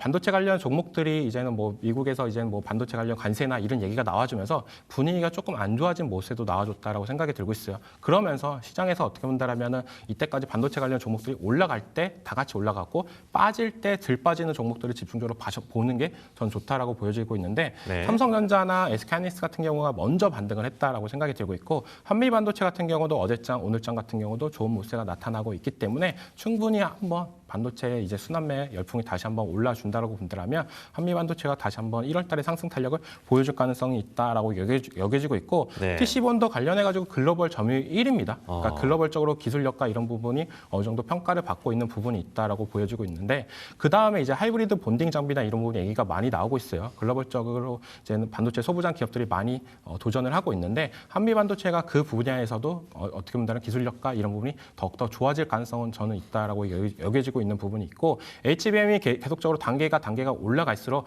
본딩 장비의 가치나 이런 부분이 더욱더 올라가는데 이제 내년 정도부터는 하이브리드 본딩이나 이런 부분이 더욱더 각광을 받을 시대가 될 가능성이 높기 때문에 지금의 실적보다는 한 단계 더 올라갈 가능성은 있다라고 여겨지고 있고 12월 달에 대주주가 이제 자사주 매입을 했던 부분이 있는데요. 그 부분이 약간 키포인트다라고 생각이 들고 있습니다. 대주주가 자사주 매입을 한다는 거는 주가가 지금은 어느 정도 바닥 구간에 있다라고 여겨지는 부분이 있어요. 그 다음에 이제 추가적인 상승 랠리가 나와줬는데 지금 자리에서도 충분히 신규 매수로 적극적으로 공략이 하다라고 여겨지고 있고 목표가 같은 경우에는 저는 22만 원, 손절가는 14만 원을 제시하겠습니다. 네, 반도체 순환매에 대한 기대감 있는 한미 반도체 현재 17만 원대 구간인데요. 목표가 22만 원, 손절가 14만 원 제시해 주셨습니다. 오늘 뭐 코스피 5천 시대가 열렸고요. 현대차, 반도체, 제약바이오주에 대한 얘기 나눠봤습니다. 지금까지 해온솔루션 이정호 팀장과 함께했습니다. 고맙습니다.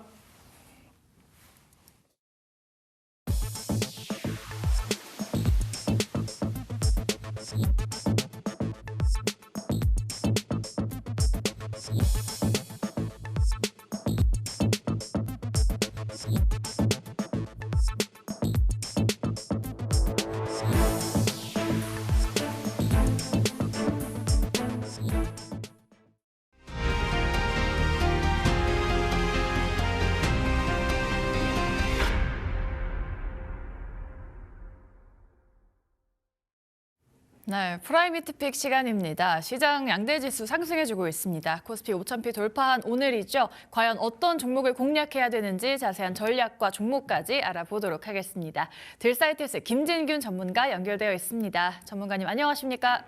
안녕하세요. 네, 시장이 약간은 주춤하나 싶더니 다시금 상승 탄력 받아주고 있습니다. 오늘 저희가 이 상승을 좀 즐겨봐도 괜찮을까요, 전문가님? 네. 자, 오늘도 이어폰이 잠깐 안 돼서 손으로 받고 있는 점 양해 말씀드리고요. 자, 역시나 사람은 쉽게 변하지 않습니다. 트럼프 여러분들 느끼고 계시겠지만 정말 징글징글하지 않습니까? 맨날 지르고 또 물러서는 그런 타코 플레이의 정석을 보여주고 있는데요. 다행히도 이제 트럼프가 말을 또 바꾸면서 증시 급반등에 성공을 했습니다. 하지만 여러분들 아직까지는 안심하기 이르다라고 보고 있습니다. 다음 주에 가장 중요한 이벤트가 남아있잖아요. 바로 FOMC 회의가 남아있죠.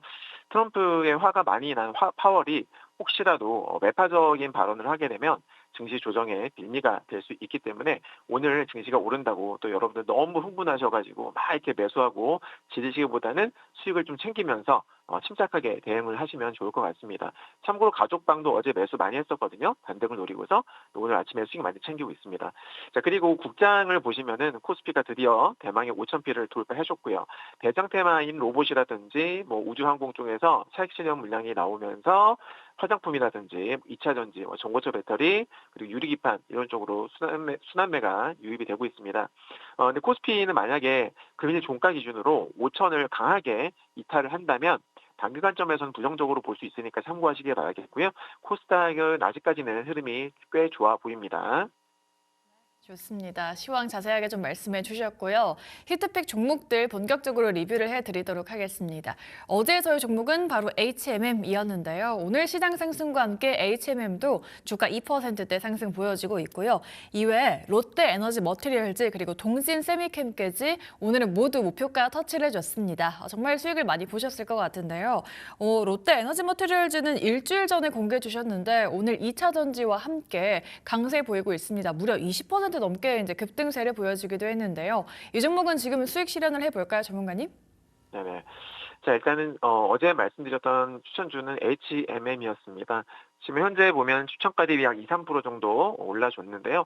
우선 가장 눈에 띄는 것은 파격적인 주주 환원 정책인데 이주원태 자사주 매입과 또 소각을 통해서 주당 가치를 높이려는 의지가 매우 강하게 반영이 돼서 제가 여러분들께 주가 하방 경직성 탄탄하다라고 말씀드렸었고 여기 이제 포스코 그룹이라든지 동원 그룹이 이제 그 M&A 후보군으로서 떠오르고 있습니다. 그래서 재매각 논의가 올해 중으로 아마 구체화될 조짐을 보이고 있고 또 민영화에 따른 어떤 기업 가치 재평가 기대감도 증시의 뜨거운 감자로 떠오르고 있죠. 또한 그 홍해 사태 같은 어떤 지정학적 리스크로 인해서 이제 운임 지지선이 생각보다 높게 형성된 덕분에 실적에 대한 방어력도 꽤 좋아졌다라고 판단하고요. 또 친환경 선대 어떤 전환과 그리고 자율운항 같은 어떤 미래 기술 도입으로 인해서 이제 중장기적으로 봤을 적에 어떤 원가 경쟁력까지도 확실하게 챙기는 그런 기업이다. 그리고 이제 이 현재 이 주가 흐름을 보게 되면은 지금 PBR이 0.7배 정도 수준에 머물러 있거든요. 가격 메리트도 충분하다라고 저는 말씀을 드리겠고 그리고 지난 15일에 추천드렸었던 롯데 에너지 머티리얼스가 오늘 급등이 나왔습니다. 수저가 대비는 14% 이상 돌파가 나왔거든요. 보유하신 분들, 매수하신 분들 진심으로 축하드립니다. 자, 롯데 에너지 머티리얼스는 제가 그 추천드릴 당시에 엔비디아의 차세대 가속기 루빈 양산의 필수적인 HVLP4 동박 시장을 이제 선점하면서 회로박이죠. 선점하면서 실적 변곡점을 맞이했다고 해서 여러분께 추천을 드렸었는데 또 이제 기존의 익산에 있는 어떤 전지박 라인을 이제 고마진인 AI 회로박 전용 라인으로 전환하기로 결정을 했기 때문에 앞으로 보면은 이제 범용 제품의 어떤 실적 부진을 고부가 가치 산업으로 돌파하겠다라는 어떤 이런 전략적 판단이 확인된 사례라고 볼 수 있습니다. 이미 북미 고객사의 콜 테스트를 세계 최초로 통과를 했고요. 또 그렇기 때문에 블랙웰 시리즈부터 실질적인 매출이 나오고 있다라는 점, 그리고 또 칩성능이 고도화될수록 이 신호 손실을 줄이는 이 동사의 이 그 특수 구리막 채택량은요 당연히 기하급수적으로 늘어날 수밖에 없다라고도 여러분께 강조를 드렸었어요. 이런 이유들로 인해서 올해 실적 퀀텀 점프의 가능성이 높으니까 매수하시라고 말씀을 드렸는데 이렇게 급등이 나와주니까 저도 너무나 기쁩니다. 결과적으로 전기차 수요 둔화 리스크를 이 AI 인프라라는 확실한 어떤 성장 동력으로 상쇄시키면서 글로벌 공급망 내에 어떤 독점적 지위를 확보를 했기 때문에 이번 급등은 어떤 단순한 테마로 접근을 하시기보다는 어떤 펀더멘털의 변화가 반영이 되는 그런 어떤 흐름으로 이해를 하시면 좋을 것 같습니다. 자, 동진세미캠도 단기 목표가를 돌파했습니다. 추천가 기준으로는 이제 5% 이상 올라줬는데요. 이 또한 수익 축하드리고요. 최근 일본의 어떤 대중국 포토레지스트 수출 제한으로 인해서 중국의 어떤 반도체 공급망 핵심 대안으로 급부상할 가능성이 높다라고 하면서 제가 여러분께 추천을 드렸습니다. 특히나 포토레지스트는 유통기한이 짧아서 재고 확보가 어려운 소재이기 때문에 일본산 공급이 막히는 순간 중국 업체들은 생존을 위해서 이 동진세미캠의 기술력에 기대할 수밖에 없는 그런 상황이거든요. 그러니까 아직 뭐 확정적으로 공식적으로 중국 업체와 어떤 뭐 거래가 있었다라고 나오진 않았어요. 하지만 보통 설사 그게 진행이 된다 하더라도 그런 것들은 공시로 안 나옵니다. 대부분은 극비로 진행되거든요. 그리고 이제 삼성전자에다가 EUV용 포토레지스트도 공급을 하면서 어떤 글로벌 수준의 신뢰성을 입증을 했고 세계 시장 점유율 1위인 KRF 포토레지스트도 보유를 하고 있기 때문에 일본이 나간 이 빈자리를 가장 빠르고 확실하게 채울 수 있는 유일한 대안이 되지 않겠나라고 생각합니다. 여기에 올해 그 가동을 앞두고 있는 삼성전자의 미국 페일러팹 인근 현지 범위 내에서도 2분기부터 또 시제품 출하와 또 양산이 시작이 되거든요. 제가 말씀드렸던 대로 이 미국과 중국 시장을 동시에 석권하는 어떤 전례 없는 구조적 성장기에 진입했다고 보셔야 될 것 같습니다. 결국 지정 확정 리스크가 오히려 시장 점유율 확대의 강력한 촉매제가 되면서 향후 5년 이상 지속될 수 있는 어떤 장기적인 캐시카우를 확보하게 됐다라고 저는 생각을 하고요. 그리고 지난 5일에 추천드렸었던 현대차는 오늘 뭐 무려 93% 수익을 돌파했습니다. 이때까지 보여주고 계신 분들이 계시면 그분들이 진짜 승리자 같아요. 저희는 이미 다 팔았습니다. 가족방을. 근데 진심으로 축하드리고요. 어디가 끝일지는 저도 궁금하네요. 자, 아무튼 이렇게 제 히트픽주들, 추천주들이 다 정말 다 좋은 성과를 보여주고 있습니다. 뭐 현대차, 뭐 LS일렉트릭, 오늘 롯데에너지 머티리얼스, 가온치스 등등 다 10%, 20%, 30% 이상 수익이 났던 종목들인데 저는요, 여러분들 단순히 차트만 보고 그렇게 추천을 드리지 않습니다. 제가 추천을 드리는 종목들을 쭉 보시면은 일단 기본적으로 모두 서사가 있고요. 또 업황에 대한 어떤 내러티브까지 갖추고 있습니다. 그러니까 쉽게 말해서 성장 스토리가 갖춰진 그런 종목들이라는 거죠. 그래서 더욱더 안전하면서도 승률이 높다라는 거 꼭 기억하셨으면 좋겠고 이렇게 좋은 종목들을 꾸준히 받아보고 싶으시면은 화면 아래 보이는 QR코드 찍으셔서 공개방에 꼭 들어오시기 바랍니다. 시장 방향성도 제가 짚어드리고 있으니까 투자하시는 데에 크게 도움이 되실 겁니다. 네, 롯데에너지 머티리얼즈 일주일 만에 목표가 달성을 했습니다. 동진세미캠도 함께 돌파를 해줬죠. 이렇게 잘 가는 종목들 궁금하신 분들 저희가 끝까지 좀 함께 시청해 주시면 공략도 공개하신다고 하니까요. 많은 시청 부탁드리도록 하겠습니다. 네, 그럼 오늘도 관심주 짚어드리도록 할 텐데요. 첫 번째 관심주는 여행주 안에서 가져와 주셨습니다. 롯데관광개발인데 최근에 이제 여행주, 호텔, 리조트주들이 주목을 받고 있습니다. 아무래도 K컬처에 대한 관심이 높아지면서 중국인 관광객들도 많이 들어온다라고 하는데요. 전문가님은 이 여행주 중에서 롯데 관광개발을 매력적으로 보시는 포인트 어떤 걸까요? 네. 첫 번째 관심주는요, 제주의 랜드마크인 드림타워 복합 리조트를 운영하는 이 국내 대표 종합 관광 기업이죠. 바로 이 롯데 관광개발이 되겠는데요. 사실 그동안 시장에서는요, 이 회사를 두고서 기대와 우려가 참 많이 엇갈렸어요. 그러니까 제주 드림타워라는 어떤 거대한 건물을 짓기는 했지만 하필이면 팬데믹이라는 예기치 못했던 상황을 맞았고 또 빚이 엄청 많았거든요. 그래서 나가는 이자 비용이 기업의 발목을 잡았었기 때문입니다. 하지만 26년도 현재 상황은 완전히 달라졌죠. 그러니까 단순히 일상 회복의 어떤 수혜를 잇는 그런 수준을 넘어서요. 하늘길이 완전히 열렸고 또 재무 구조까지 근본적으로 개선되는 어떤 그런 결정적인 변곡점에 서 있는 겁니다. 게다가 최근에 이 중국의 한국 단체 관광 허용이 확대되고 또 한일 관계까지 개선되면서 일본의 관광객 유입이 또 눈에 띄게 늘고 있거든요. 그러니까 특히나 또 제주 국제공항의 어떤 직항 노선들이 늘어나면서 또 크루즈 입항도 정상화됐고 이런 부분들이 글로벌 VIP를 타겟으로 한 어떤 하이엔드 여행 시장의 성장세에 올라타 있는 그런 상황이기도 합니다. 자, 먼저 롯데관광개발의 제주도 이 랜드마크인 제주 드림타워에는요, 1,600개가 넘는 최고급 객실을 갖춘 그랜드 하얏트 호텔과 또 외국인 전용 카지노가 있는데 현재 이 회사를 주목을 해야 되는 이유는 크게 두 가지로 한번 압축을 해볼 수 있겠습니다. 첫째는요, 제주도로 오는 직항 노선이 대폭 늘었어요. 그래서 중국과 일본의 자산가들이 자기 집 안방처럼 드나들 수 있게 됐다라는 거고요. 둘째는 26년도 상반기에 예정되어 있는 이 리파이낸싱을 통해서 이자 부담을 덜어내면서 돈의 흐름이 바뀌었다라는 겁니다. 리파이낸싱은 여러분도 아시다시피 기존에 이제 고금리 대출을 낮은 금리의 대출로 이제 갈아타는 거죠. 그래서 이제 이자 비용을 줄이는 그런 금융 전략을 말합니다. 자, 카지노 사업의 어떤 수익 구조를 보게 되면은 상황이 더 명확해지는데요. 카지노는 손님들이 칩으로 바꾼 돈, 이걸 드라백이라고 하죠. 드라백이 많을수록, 그리고 또 카지노가 게임에서 이겨서 수익으로 챙기는 비율을 홀드율이라고 하는데, 얘네들이 안정적일수록 돈을 버는 그런 구조예요. 근데 롯데관광개발은 이미 업계 최고 수준의 어떤 드로백을 기록을 했고요. 또 탄탄한 그런 기초 체력을 증명하고 있다는 겁니다. 자, 여기에 더해서 인당 수천만 원을 호가하는 초호화 패키지 여행 상품까지 연일 완판 행진을 이어가고 있다는 점도 주목을 할 부분이 되겠습니다. 즉 돈 있는 어떤 외국인들 손님과 또 여유가 좀 있는 내국인 고객들의 어떤 주머니를 동시에 공략을 하고 있는 거죠. 자, 롯데 관광개발의 어떤 핵심 모멘텀을 정리를 해보게 되면 첫 번째는 카지노 산업에서 가장 중요한 건 결국 접근성이잖아요. 가까워야 됩니다. 근데 제주 드림타워는 제주공항에서 불과 10분 거리라는 어떤 압도적인 장점이 있고요. 두 번째는요, 고객 데이터베이스가 되겠는데, 현재 누적 11만 명을 돌파한 이 VIP 고객 데이터는 이 회사만의 독점 자산이 되겠죠. 네, 그리고 세 번째는 이 럭셔리 여행 시장의 어떤 니치 마켓 선점인데요. 틈새 시장이죠. 이 마스터즈 골프 투어처럼 이 고가의 하이엔드 상품들이 매진되는 이런 현상들은요, 자산가 계층의 수요가 얼마나 견고한지를 보여주는 사례다라고 저는 생각을 합니다. 자, 이는 이제 본업인 여행에서도 높은 마진을 남길 수가 있고, 또 리조트 내부의 어떤 식음료와 쇼핑 매출까지 함께 끌어올리는 그런 시너지를 내고 있는 거예요. 자, 마지막으로요, 지정학적 반사익도 지정학적 반사익도 우리가 빼놓을 수 없겠는데, 최근에 중국과 일본 사이의 관계가 매우 껄끄러워지지 않았습니까? 그렇기 때문에 이 중립지대인 제주도가 대안으로 떠오를 수밖에 없다라는 겁니다. 네. 차트 보면서 설명을 드려볼게요. 자, 보시면은 지금 현재 이 A와 B 보이시죠? B는 위에서부터 내려오고 있고요. A는 아래에서 올라오고 있어요. 동시에 수렴을 하는 패턴이었단 말이에요.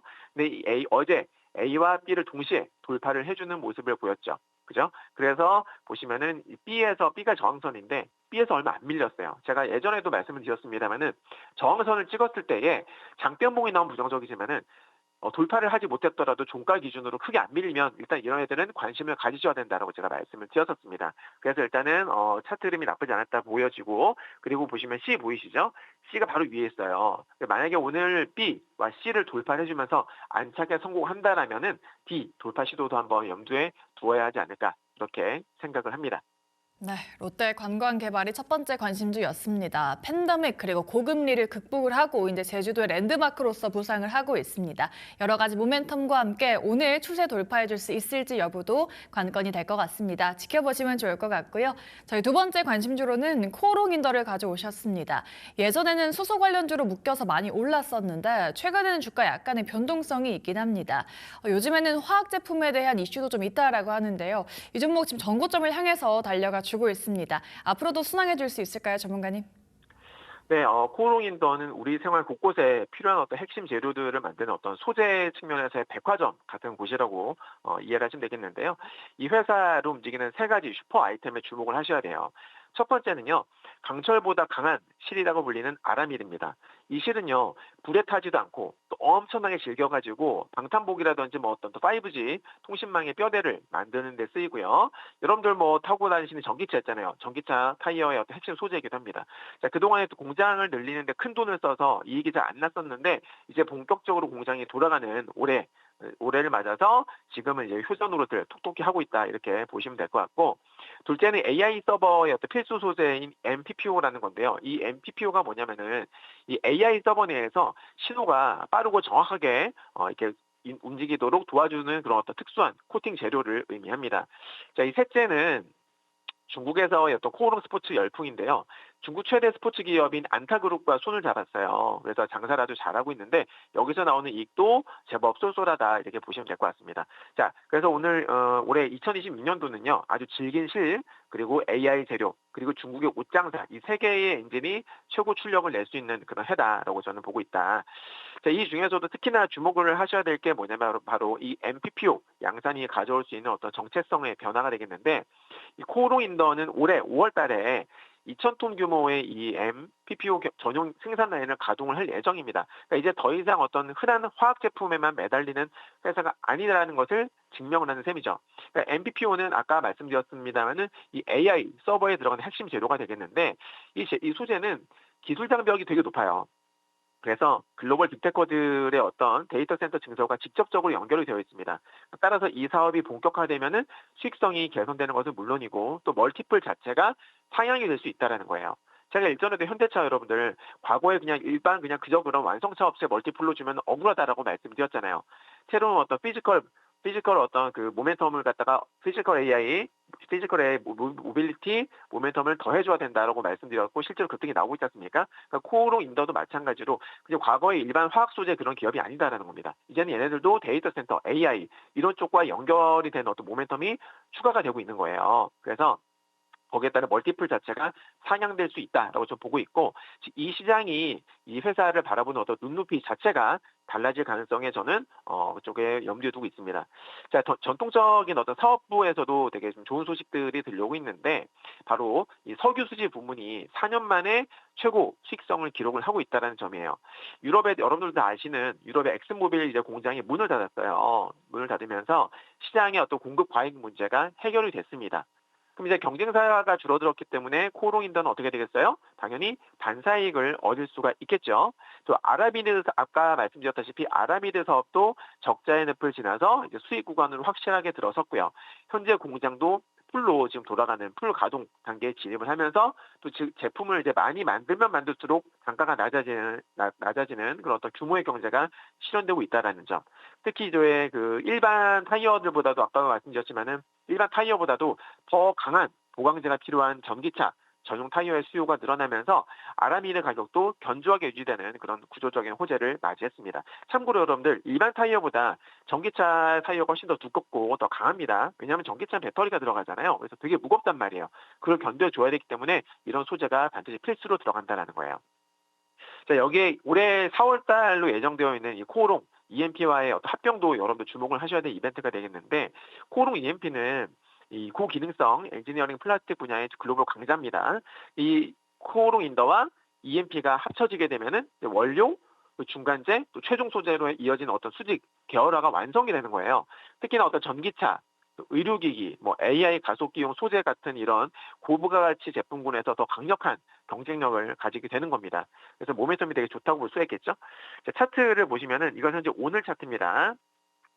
보시면 어제 A와 B가 이제 밑에서부터 올라오는 지지선이었단 말이에요. 추세선이었었는데 A, B를 어제 동시에 이틀 연속으로 꽉 찬 양봉이 나오면서 메꿔버렸어요. 즉 지지를 받은 거죠. 지지에 성공하면서 오늘 강하게 슈팅이 나와주고 있습니다. 현재 C를 돌파했거든요. 그 C에서 안착을 한다라면은 D까지도 한번 추가적인 어떤 시세를 노려볼 수 있는 그런 차트가 되겠습니다. 네, 두 번째 관심주는 코오롱 인더였습니다. 올해가 실적 턴어라운드의 원년이 될 것이다라고 기대가 되는 종목이고요. 화학 제품뿐만 아니라 의류 쪽에 부문도 매출이 잘 나오고 있다고 합니다. 여러 가지 모멘텀과 함께 상승 추세 돌파한 코오롱 인더도 앞으로의 주가 흐름 기대해 보도록 하겠습니다.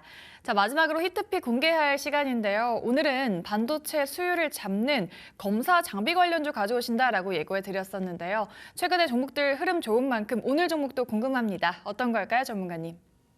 네, 오늘의 히트픽 주는요, 이 반도체 검사 장비의 숨은 강자가 되겠습니다. 근데 좀 많이 아쉽습니다. 제가 이 종목을 어제 뽑았거든요. 어제 뽑았는데 지금 현재 시점 기준으로 벌써 6% 이상 급등이 나오고 있어요. 네, 참 이럴 때가 참 애매합니다. 자, 과거의 이 반도체 시장은요, 이 회로를 얼마나 더 가늘게 또 가늘게 그리느냐의 어떤 전공정 싸움이었다라고 하면은 이제는요 만든 칩을 어떻게 잘 쌓고 연결하느냐라는 어떤 후공정 즉 어드밴스드 패키징으로 그 무게 중심이 급격히 이동을 하고 있어요. AI 반도체의 성능은요 이 패키징 그러니까 결국에는 AI 반도체 성능은 패키징 기술이 결정을 짓게 되는 건데 그러니까 이런 흐름 속에서 불량률을 잡아내 가지고 수율을 결정짓는 이 검사 장비의 가치는요 과거의 그 어느 때보다도 높아졌다. 그래서 이 히트픽 주에 관심을 가지셔야 되는 겁니다. 자, 반도체는요, 아주 미세한 회로들이 모여있는 집합체입니다. 예전에는 칩 하나만 잘 만들면 끝이었어요. 근데 지금은요, 이 HBM처럼 칩을 수직으로 높게 쌓거나 혹은 새로운 소재 위에 촘촘하게 배치하는 게 핵심입니다. 자, 여기서 가장 중요한 게 바로 연결이에요.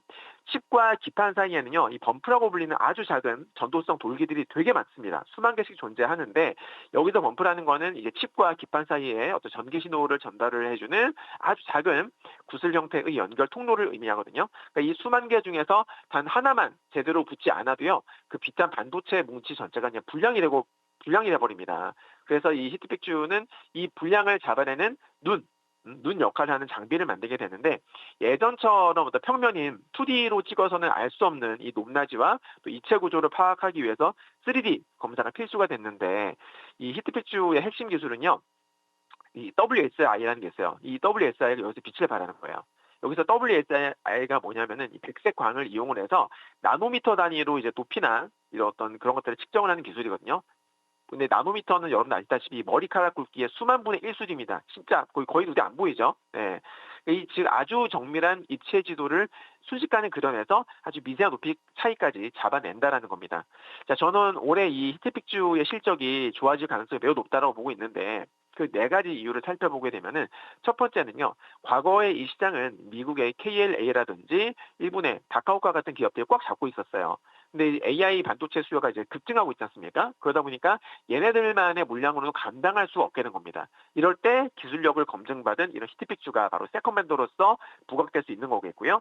둘째는 AI 반도체는 워낙 비싸잖아요. 그래서 수율이 만약에 1%만 차이 나도 진짜 수천억 원 이상의 이익이 왔다 갔다 할 수 있어요.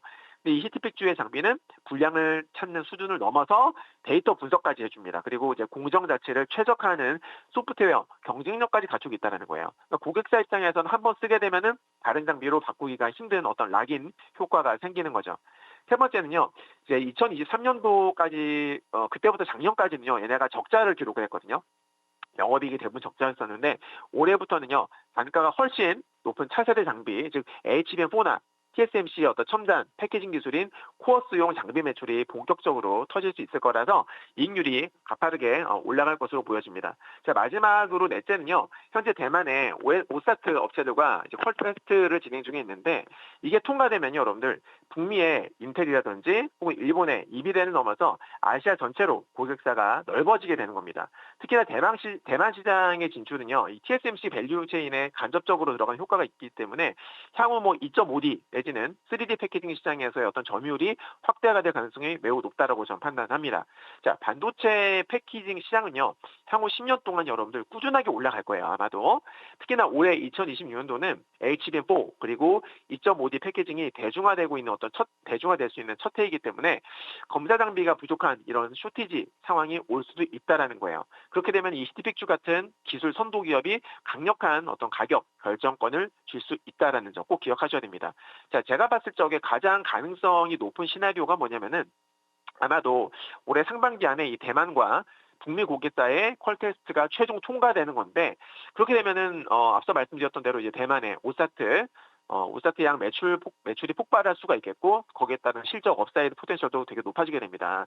그렇게 되면은 기대감으로만 존재했었던 어떤 유리기판 테마도 실제로 또 수주로 이어지면서 기업 가치가 재평가될 가능성이 매우 높아지거든요.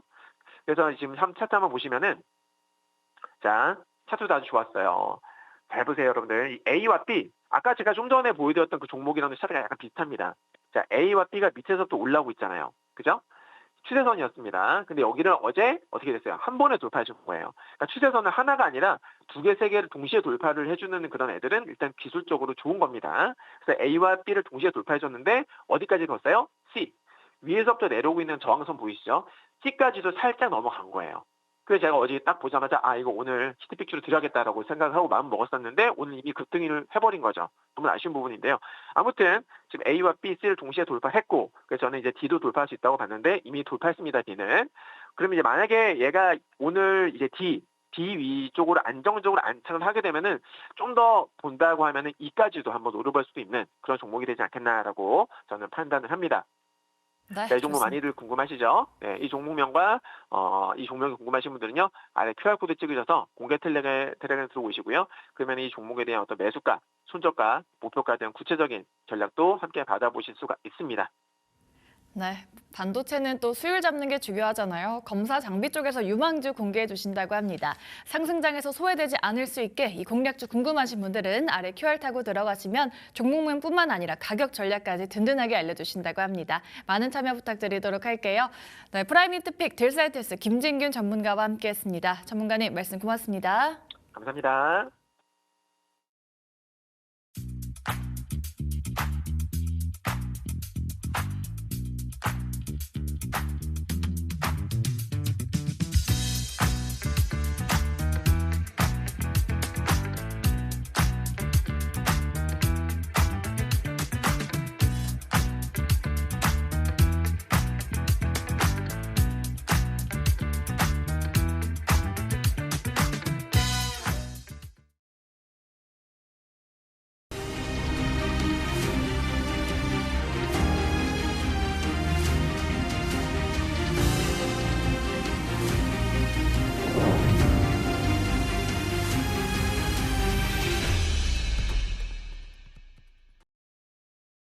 네, 코스피 5천 시대의 축제 분위기 속에서 우려되는 것 중 한 가지가 바로 환율일 겁니다. 외환 당국의 적극적인 개입에도 불구하고 1,400원대 중후반을 계속해서 유지하고 있는 상황인데요.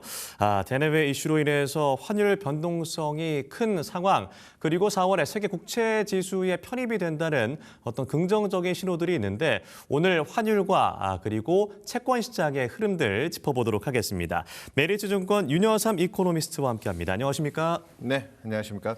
네, 오늘 코스피 5천 시대가 열렸습니다. 또 위원님과 이런 역사적인 순간에 함께해서 감사하다. 참 좋다라는 생각이 들고요. 네, 좀 느낌이 어떠세요? 그러게요. 작년 6월 달, 그러니까 지금 딱 반년 조금 더 된 시기에 정권이 바뀔 때, 그때만 해도 코스피가 2,500포인트 예, 내외 맞습니다. 수준이었죠. 그러다 보니까 그때 이제 뭐 사상 최고가가 3,300포인트 정도 수준이었는데 정권이 바뀌어서 그 정도 수준을 한번 트라이해 보지 않을까. 근데 대통령의 공약에서 이제 5,000포인트 코스피 시대를 열겠다.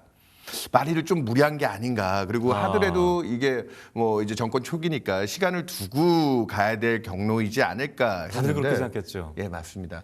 단계에 너무 가파른 기울기긴 했지만 지금 딱 8개월 만에 작년 6월 초에 이제 정권이 바뀌고 8개월 만에 지금 코스피가 5,000포인트. 거기에는 이제 네. 우리 반도체 슈퍼사이클과 같은 또 이제 어떻게 보면은 또 이 상황적인 운대가 맞아 들어온 것도 분명히 있죠. 우리가 왜 AI 할 때는 좀 고성능 칩들에 대한 그래서 엔비디아 수혜가 높았는데 이렇게 레가시 반도체라고 하는 D램 같은 거의 효율성 최근에 보니까 뭐 샌디스크 같은 우리 예전에 왜 USB 쓰던 회사 있잖아요. 그러니까요. 엄청 올랐어요, 지난해. 스토리지나 뭐 이런 거 관리하던 그런 회사까지도 이렇게 움직인 걸 보면 작년 하반기에 우리가 갖고 있는 이 전통적인 반도체 D램 같은 것들의 효율성, 뭐 HBM 같은 것도 중요하지만 그런 거에 힘을 받고 최근엔 또 여러 뭐 모빌리티라든지 또 혁신 산업들에 관련된 수혜들이 같이 동반하면서 지금 코스피 5천 시대를 열고 있기 때문에 일단 뭐 모르겠습니다. 이거는 뭐 정치적인 부분을 다 제외해 두고 작년에 대통령이 내세웠던 공약 중에 하나 코스피 5천 시대를 오늘 맞이했다는 게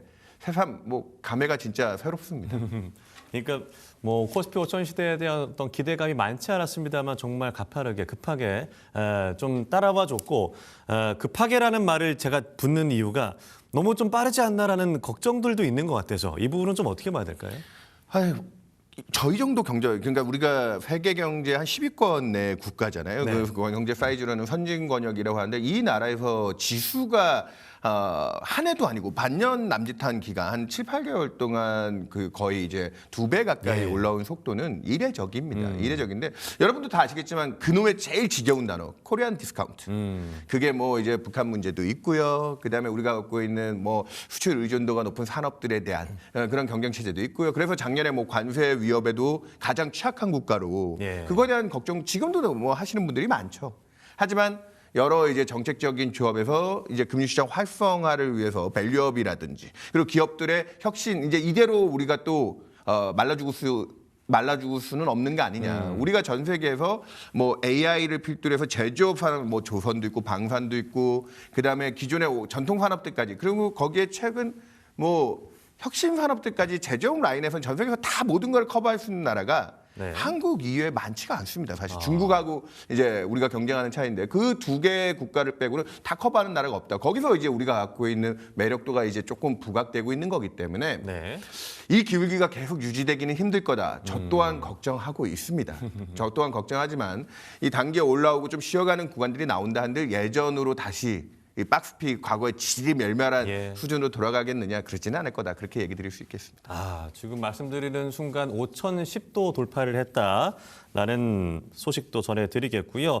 자연스럽게 환율 얘기로 넘어가 보도록 하겠습니다. 네. 어제 이재명 대통령의 신년 기자회견에서 주목됐던 발언 중에 하나가 한두 달 안에 1,400원대 전후로 안정화가 될 수 있다라는 발언으로 잠시 떨어지기도 했습니다. 이 발언 좀 어떻게 들으셨어요? 그러니까 이것도 연결선상으로 놓고 보면 또 오해하시는 분들이 있으실까 봐 그럴 때는 뭐 네. 저는 뭐 정치적으로 어느 쪽도 예. 편향되지 않고 얘기를 좀 드리는데 주가지수 5,000포인트 시대도 사실은 조금 많은 신뢰성 뭐 논란이 있긴 했지만 네. 대통령이 뭐 여러 분야의 우리나라의 수장인데 특히나 경제 부분에서 되게 중요도가 높으신 분이잖아요. 예. 그동안 대통령이 환율에 대해서 뭐 이제 경제부총리나 한국은행 총재와 같은 분들도 일정 부분 관리를 위해서 들어왔지만 대통령이 의미 있게 구두 개입을 한 건 전일. 조금 상징적인 예. 일이라고 보셔야 될 것 같고요. 그러면서 이제 또 하나 이제 그만큼의 무게감이 있는 거죠. 그러니까 코스피 2,500에서 5,000원 왔는데 앞으로 한 두 달 이내에 환율이 다시 지금 1,480원까지 우리 이번 주 초에 봤었잖아요. 그 지정학적 리스크도 좀 들어올 때. 그런 부분들을 봤다가 지금 7, 80원이 떨어져서 1,400원까지 갈 수 있느냐. 근데 여러분들 분명히 기억하시겠지만 작년 연초에도 우리가 그 어려운 계엄 정국에 25년은 우리나라가 성장률이 뭐 1%로 채 못한다. 뭐 0%대 저성장의 위기 국면이다. 그런 얘기를 하다가 그게 반전되면서 경기가 바닥을 치고 돌아가는 국면에서 작년 7월, 8월 달까지 원달러 환율이 1,450원대도 찍었었습니다. 네. 그 뒤에 이제 해외 투자 쪽에 대한 분위기들이 또 활성화되면서 대외 쪽으로 나가는 자금의 유출이 좀 강해지면서 우리가 작년에 보시면 알겠지만 그래서 지금 환율이 작년 연초 환율하고 비슷해요. 사실은. 그래서 저는 또 여기서 어느 정도 안전성 있는 재료들이 더해진다고 하면 대통령이 아무 근거 없이 또 이렇게 환율 안정에 대한 발언을 하지는 않았을 것이다. 전일은 뭐 10원이 채 떨어지지 않고 오늘도 환율이 지금 한 4원 오르고 있긴 하지만 1,460원대에서 저는 또 앞으로 1분기 말에서 2분기 초에는 분명히 이벤트가 있습니다. 그쪽에서 원화가 작년 연말에 종가 관리라고 하시는 분들이 많은데 1,430원까지 한번 또 쭉 끌어내렸던 분위기가 있었는데 그런 힘들이 올해 또 한 번 1분기 말 2분기 초에 네. 연출될 수 있다. 저는 그렇게 보고 있습니다. 예. 또한 어제 이재명 대통령 환율 얘기를 하면서 엔화 얘기를 또 꺼냈습니다.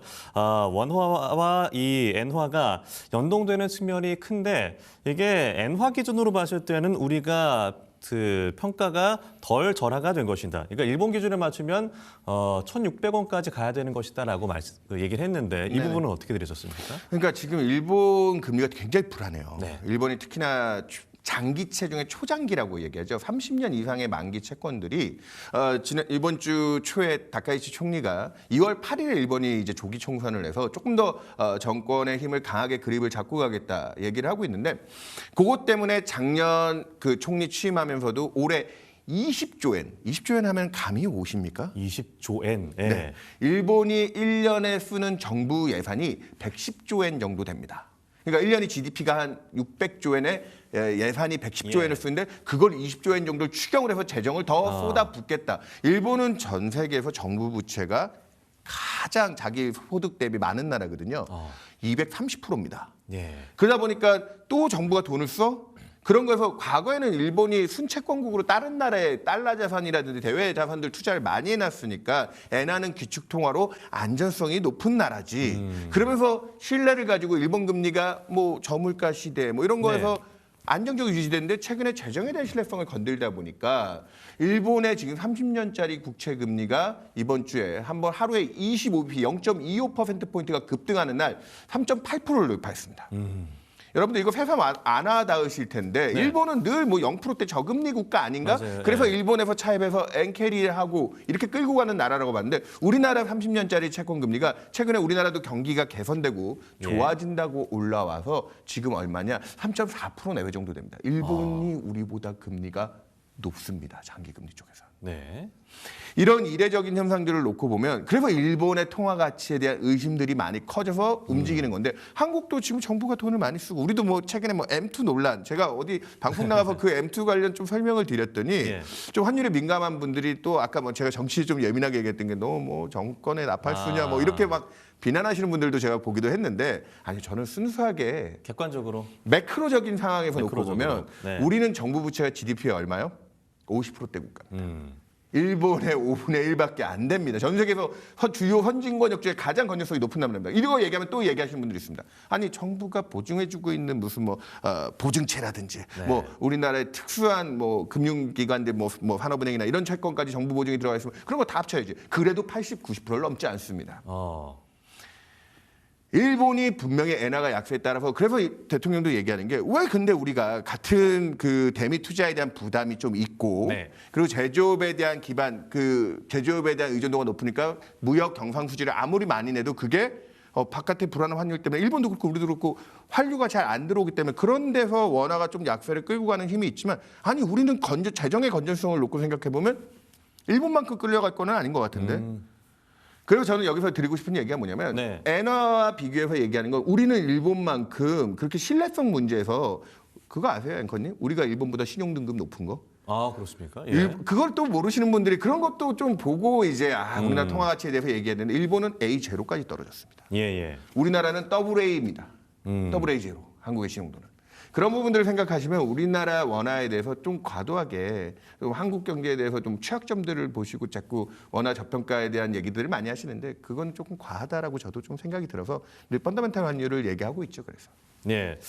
그렇다면 뭐 앞으로 이재명 대통령의 이 발언대로 1,400원대 초반까지 내려갈 여지는 있는 것인지 왜냐하면 최근에 너무 계속해서 올라가서 1,500원을 넘는 거 아니야 이런 우려들이 있어서 네. 그렇다면 그럴 때마다 눌러주면 또 올라가고 그런 것들이 반복되고 있는데 이 외환 당국의 개입의 어떤 실효성에 대해서는 좀 어떻게 보세요? 그러니까 이게 제가 요즘에 이 비교도 또 싫어하시는 분들이 많긴 한데 우리나라 환율이 지금 약간 강남 부동산하고 좀 비슷해진 것 같아요. 약간 엄청 지금 그러니까 강남 부동산 비싸서 문제인데 우리는 역으로 환율이 달러가 우리 원화보다 비싸지는 그 달러에 대한 신봉이 되게 큰 거죠. 달러를 내가 보유하고 싶다는 그건 약간 불패신화처럼 여겨지시면서 원화가 조금 세져서 원달러 환율이 떨어지기 시작하면 이거 달러로 환전해야지. 뭐 이런 센티먼트에 대한 강남 부동산도 누가 봐도 비싸다라고 생각하지만 가치는 계속 올라갈 거예요. 그렇죠. 그런 거에 대한 믿음을 가지고 투자하시는데 근데 많은 또 부동산 전문가들이 평당 2억이 넘는 강남 부동산에 대해서 상당히 많은 고민들을 또 갖고 있습니다. 근데 그거보다는 국가의 전체적인 경쟁력을 보는 원달러 환율. 그러니까 정부 입장에서도 강남 부동산은 우리나라 내에서의 그 여부기 때문에 거기도 근데 분명히 지금 뭐 여러 방면으로 지금 뭐 세제 문제라든지 고민들을 하고 있죠. 그러니까 환시 쪽에서는 특히나 그렇게 해서 원달러 환율이 올라가서 저는 환율이 약해지는 가장 큰 요인 중에 하나는 뭐 이거 비난을 하는 게 아니라 우리가 지금 해외 주식에 대한 메리트를 많이 느끼고 있기 때문에 외국인들이 우리나라 주식 투자해 주는 것보다 우리가 해외 투자 나가는 힘이 강한 거는 현실이거든요. 네. 그리고 기업들도 해외 투자에 대한 부담. 수급적인 요인이 지금 가장 결정적으로 큽니다. 네. 가장 결정적으로 크기 때문에 그리고 그 결정적인 그 기저에는 심리적으로 원화가 약할 수밖에 없다라는 불안들을 좀 반영하고 있는 부분이 있고요. 그렇기 때문에 정책적인 정부의 개입들이 들어서 실효성 논란이 있고 인위적으로 끄잡아 내리는 거는 도움이 되지 않는다라고 얘기하시지만 그대로 내비뒀을 때 우리나라 지금 여러분들 요즘에 휘발유 리터당 얼마에 넣고 계시죠? 1,700원? 예. 왜 1,750원, 80원, 1,800원 근처. 예. 유가는 거의 오르지 않았습니다. 근데 왜 휘발유 가격은 올랐죠? 환율이 올라가면 이런 식의 수입 물가에 따르는 전 국민이 져야 되는 부담이 또 커지는 거죠. 단순히 우리가 뭐 해외여행 가서 또 돈을 쓰는 거에 대한 부담이 생긴다. 네. 그런 거 말고 직접적인 우리나라 물가라든지 이런 데 부담을 주게 됩니다. 이런 부분들을 잘 고민하고 생각하신다면 내가 이 취약성 때문에 나는 계속 달러를 가져가야 되겠어. 라고 생각하는 게 맞는지 지금 코스피 5천 시대에 한국 경제가 바닥을 치고 돌아가는 데서 우리 경제에 대한 안전성들을 또 고려해보고 가야 되는 건지 그래서 정부 입장에서는 좀 이런 데서 균형을 잡고 가겠다라는 개입 의지들이 좀 나오는 건 네. 당연하다 이렇게 보셔야 될 것 같고 실효성에 대해서는 그걸 자꾸 믿지 않으면 이게 자기 실현적으로 또 가는 거죠. 그런 부분에서 저는 조금 정책 효과가 아까 1분기 말 얘기를 드렸는데 조금은 이제 우리나라의 나가는 힘 말고 한국으로 들어와 주는 외환의 수급에서 반전의 기회가 있지 않을까 그걸 조금 보고 있습니다. 그런 어떤 반전의 기회 말씀하신 대로 이루어질 수 있을지.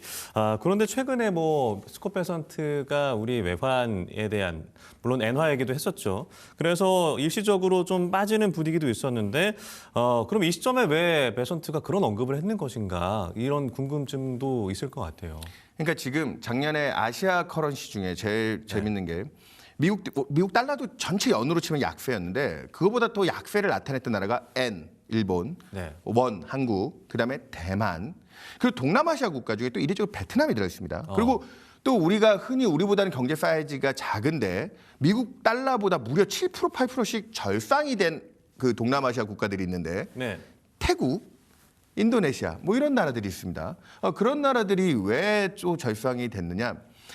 미국 쪽에 지금 방금 얘기했던 제조업 기반이 큰 나라들은 대미 투자를 확대해야 되고 거기에 대해서 환율에 대한 좀 취약성들이 거론됐던 나라고 태국이나 인도네시아는 그런 제조업이나 무역에 대한 비중은 좀 적고 뭐가 많이 들어오죠? 외국인들 관광 수입에 의한 달러 수급이 확실히 좋은 나라들. 거기는 미국 대비 오히려 7%, 8% 절상이 됐다니까요. 제가 이 얘기를 드리는 게 베센트 재무장관은 그렇기 때문에 미국에 투자를 제일 많이 해야 되는 한국과 일본의 지금 통화 약세가 자칫 또 미국 투자에 부담. 왜냐하면 자꾸 또 그 실제로 돈이 나갈 때 우리나라 원화에 또 흔들리는. 우리가 지금 미국이랑 MOU 맺었을 때 외환 시장의 변동성, 안정성이 미국 투자할 때 제일 중요한 조건 중에 하나로 내세운 상황이거든요. 그렇기 때문에 미국 재무장관은 한국과 일본의 통화 가치가 그리고 일본도 같이 그날 개입을 해줬죠. 그래서 지금 N은 160엔 달러당, 원은 1,480원 이런 라인들은 대미 투자와 우리나라의 펀더멘탈을 생각했을 때 지금 당장은 이 이상으로 통화 가치가 더 약해지는 건 환율이 더 올라가는 건 좀 위험 영역이다 생각하고 미국의 재무장관까지 개입하는 영역이었다. 이거는 미국의 이익도 같이 연동돼 있다라고 보시면 될 것 같습니다. 그러니까 뭐 한미 팩트 시트에도 기재가 돼 있었던 내용. 그러니까 원화 시장이 불안정할 때는 투자 금액이 좀 조정될 수 있다라는 어떤 조항이 있기 때문에도 그렇게 볼 수 있는 겁니까? 맞습니다. 그게 가장 큰 포인트였다라고 이해하시면 될 것 같습니다. 예. 이런 가운데 뭐 원화 약세가 이 펀더멘털과 맞지 않는다. 그러니까 현 시점에서 이 발언에 근거한 적정 원화 가치, 이거 미국 입장에서 어떻게 보고 있는 걸까요? 이게 저희가 이걸 가지고 하는 게 우리는 지금 달러는 환율은 상대 가치이기 때문에 주로 제 기준에는 달러 대비로 비교를 하는데 우리 최근에 유로로 비교하면 더 많이 절하가 돼서 유로는 또 달러 대비 강세를 많이 가 있거든요. 그리고 심지어 중국 위안화도 지금 최근에 약세가 좀 진행되고 달러 가치 자체도 지금 떨어지고 있는 상황이잖아요. 맞습니다. 그래서 그런 것들을 다 종합해서 무역 가중치를 놓고 실효 환율이라는 걸 만듭니다. 그냥 한 나라만 한 게 아니라 종합적인 무역 기준으로 해서 그 실효 가치를 놓고 보면 원 달러 환율은 그거를 물가까지 배제해 놓고 실질 실효 가치라고 하거든요. 그 기준으로 하면 적정 환율은 이게 아무도 또 믿지 않으실 수 있지만 1,200원대 후반 정도가 지금 나옵니다. 그러니까 우리가 지금 왜 자꾸 펀더멘탈 환율을 얘기하면서 그리고 전 당장 거기 균형 적정 환율로 회귀한다고 보는 건 아니지만 여기에는 우리가 수급적인 요인들이 많이 작동하면서 환율이 좀 레벨업을 했다라고 보고 있고요. 그래서 그게 변동성을 감안해서 표준 편차라고 우리 통계적인 유의성을 얘기하잖아요. 1표준 편차 정도가 1,350원입니다. 2표준 편차 정도가 1,400원 후반 1,480원 정도 보시면 될 것 같습니다. 여기서는 지지가 돼야 된다고 보는 겁니다. 그러니까 통계학적으로 이 표준 편차 정도 되는 변동성은 99%의 설명력이 나오는 굉장히 유의미하게 레벨이 다운된 영역이죠. 그럼 적정 환율을 얼마에 보느냐? 저는 올해 안에 원화가 진짜 펀더멘탈이나 우리 대외 투자에 대한 수급 요건들이 좀 많이 안정화가 되고 지금 글로벌 뭐 주식이든 MSCI 월드 인덱스든 선진국 지수든 아니면 채권 시장의 WGBI와 같은 체계 지수 편입이 돼서 좀 더 우리나라 금융시장의 선진성이 확보된다고 하면 1,350원까지는 하단 레벨을 보고 있고요. 그래서 아까 대통령이 처음에 뭐 한 2, 3개월 내에 1,400원 초반을 얘기한다. 이 기틀로 그 힘이 작동하면 거기까지는 저희는 좀 안정화될 수 있지 않을까 생각하고 있습니다. 네, 앞으로 뭐 2, 3개월 뒤에 나올 이슈, 사실 이게 가장 주목을 받고 있습니다. 올해 4월 세계 국채지수 WGBI 편입이 본격화되면 이 환율이 떨어질 수 있다. 그러니까 상대적으로 우리 원화의 가치가 올라갈 수 있다라는 전망인데 어떻게 현실적으로 보고 계세요? 그러니까 제가 이 이슈가 2010년대 초반에도 있었어요. 금융위기 이후에도 가입한다. 그리고 또 그때는 또 환율이 빨리 안정돼서 그때 편입을 안 했고 팬데믹 이후에 또 워낙 불안해질 때 이 지수 편입. 그리고 요 근래 이제 워낙 지금 환율 노이즈가 크고 우리나라 금리도 경기가 좀 개선되면서 이제 조금 오르긴 했지만 종합적으로 금융시장 안정을 위해서 편입을 한다. 그리고 작년 이미 1년 전에 우리가 편입 여부는 확정했고 올해 4월 달부터는 본격적인 진입이거든요. 전체 이 추정 자금이 한 3조 달러 정도로 추정됩니다. 이 지수를 추정하는 자금이. 그중에서 우리나라가 전 세계 채권 시장에서 차지하는 비중이 한국이 이제 선진 시장이라고 해도 그 비중은 대략 2%밖에 안 됩니다. 왜냐하면 미국이라든지 일본이라든지 이런 시장들 규모가 워낙 크기 때문에 2%인데 그게 10위권 정도 됩니다. 그게. 아, 그래요. 3조 달러 2%면 대략 얼마 정도 되시죠? 앵커님? 한 3조 달러면은 뭐 이제 한 500에서 600억 달러 정도가 500에서 600억 달러 정도. 그 우리 돈으로 환산해 보면 대략 지금 환율 1,400원대로 환율하면 90조에서 100조 정도 되는 돈. 우리나라가 지금 1년에 무역 수지로 기업들이 뼈 빠지게 일해서 그러니까 수출하고 수입해서 남는 수출 무역 수지가 대략 1년에 한 5, 600억 달러 봅니다. 그 정도 되는 돈이 자금 유입으로 순수하게 들어오는 쪽이기 때문에 예전에 외환에 대한 민감도를 추정해 보니까 한 해지가 없이 순수하게 한 10조 단위의 돈이 들어올 때 대략 10원 내외 정도의 환율 안전 효과가 있더라고요. 그런데 이게 지금 환해지에 대한 비중도 있고 하니까 환해지를 하지 않고 순수하게 원화를 사주는 자금은 전체 8, 90조 원 중에 한 4, 50조 달러 정도가 들어올 수 있지 않을까에 대한 기대를 하는데 그 효과가 그대로 먹는다고 하면 아까 2, 30원 얘기하셨는데 그 효과가 집중돼서 그대로 들어온다면 한 4, 50원짜리 하락 재료로도 볼 수 있습니다. 네. 그렇기 때문에 이게 4월 달에 편입이고 그 전부터 펀드들이 이제 그걸 추정하는 펀드들이 들어와야 되니까 작년 말부터 사실은 이거 선제적으로 액티브 펀드들이라고 하죠. 그냥 가격 그걸 추정하는 애들은 미리 좀 들어오기 시작해서 외국인 채권 잔고들이 작년 말에 좀 늘어난 게 있고요. 이제 중요한 건 패시브 자금들이 들어오는 겁니다. 예. 근데 여러분들한테 팁 하나만 얘기 드리면 이 패시브 자금 중에 가장 큰 손이 어디냐? 일본입니다. 그동안 우리나라 투자를 하지 않았던 일본이 들어와야 되는데 그 일본 자금이 최근에 일본 금융시장이 막 그 금리 급등하면서 불안하니 일본 금융시장이 안정화되지 않으면 얘들이 또 우리나라에 얼마나 많이 넣어줄 수 있을까 이런 고민을 하는데 그렇기 때문에 남의 나라 선거까지 우리가 관심을 그렇게 가져야 되느냐. 여러분들 2월 8일 일본 총선이 무난하게 끝나면서 일본 금리가 안정화됐다는 뉴스 엔달러 환율이 160원에서 좀 진정되면서 가면 우리한테 두 가지 조건이 올 겁니다. 방금 얘기했던 WGBI 추정 자금 때문에 우리나라 환율이 1,400원 초반대로 오히려 떨어지면서 금리도 같이 안정화될 수 있는 힘이 같이 들어올 거다. 이거는 올해 우리나라 금융시장의 안전성을 답보할 때 저는 제일 중요한 이벤트라 여기서 또 실망감이 나오지 않게 잘 관리돼서 올해 4월 그래서 앞으로 2달 1분기 말 2분기 초에 이 이슈와 더불어서 환율 금리의 안정 그러고 나면 또 이제 우리나라 코스피나 위험자산에 대한 기회들을 엿볼 수 있지 않을까 그렇게 보고 있습니다. 그러니까 결국에는 이게 세계 국채지수에 편입이 된다는 의미가 어떤 뭐 단기 투자 자금이 아니라 말씀하신 어떤 패시브 얘기하셨는데 장기 패시브 자금이라는 점에서 의미를 둬볼 수 있을 것 같은데 그렇다면 외환 시장의 구조 자체가 달라질 수 있다라고도 볼 수 있는 거예요. 그러니까 이게 조금 더 안정적인 자금, 이게 지수를 추종하는 자금, 펀드 자금이니까 뭐 우리나라에 들어오는 외국인 자금들 중에 차익 거래라고 해서 그냥 잠깐 원화가 약할 때 달러를 대주면서 거기서 이제 조금 프리미엄을 받아먹는 그런 이제 빼먹고 나가는 자금들이 최근에 활동을 많이 했는데 이 자금은 좀 들어와서 묵직하게 있는 돈들이죠. 그런 측면에서 좀 안전성이 있고 아까 우리가 1년에 무역 수지 한 5, 600억 달러, 작년에 우리가 경상수지 1,000억 달러 벌었거든요. 전 세계적인 수준이에요, 사실은. 그 돈이 그대로 다 들어왔다면 원달러 환율이 이렇게 약해지지 않았을 겁니다. 물론 우리가 지금 해외 투자를 많이 나가고 있는 서학개미와 우리 국민연금의 투자 이런 것들에 대한 우려도 있지만 기업들이 또 번 돈을 얼마나 잘 갖고 들어오느냐에 대한 이 플로우 두 개가 중요한데 자금 시장에서 지수를 추정하면서 이렇게 안정적으로 들어온다. 여기는 지금 WGBI 얘기만 하지만 정부가 또 MSCI 선진국 지수를 통해서 우리나라 주식 시장의 뭐 선진성, 안전성을 조금 더 높이는 쪽. 이런 것들이 담보된다고 하면 외환 시장에 대한 변동성을 줄이게 되는데 또 큰 역할을 할 수 있다. 예, 전 그렇게 봅니다.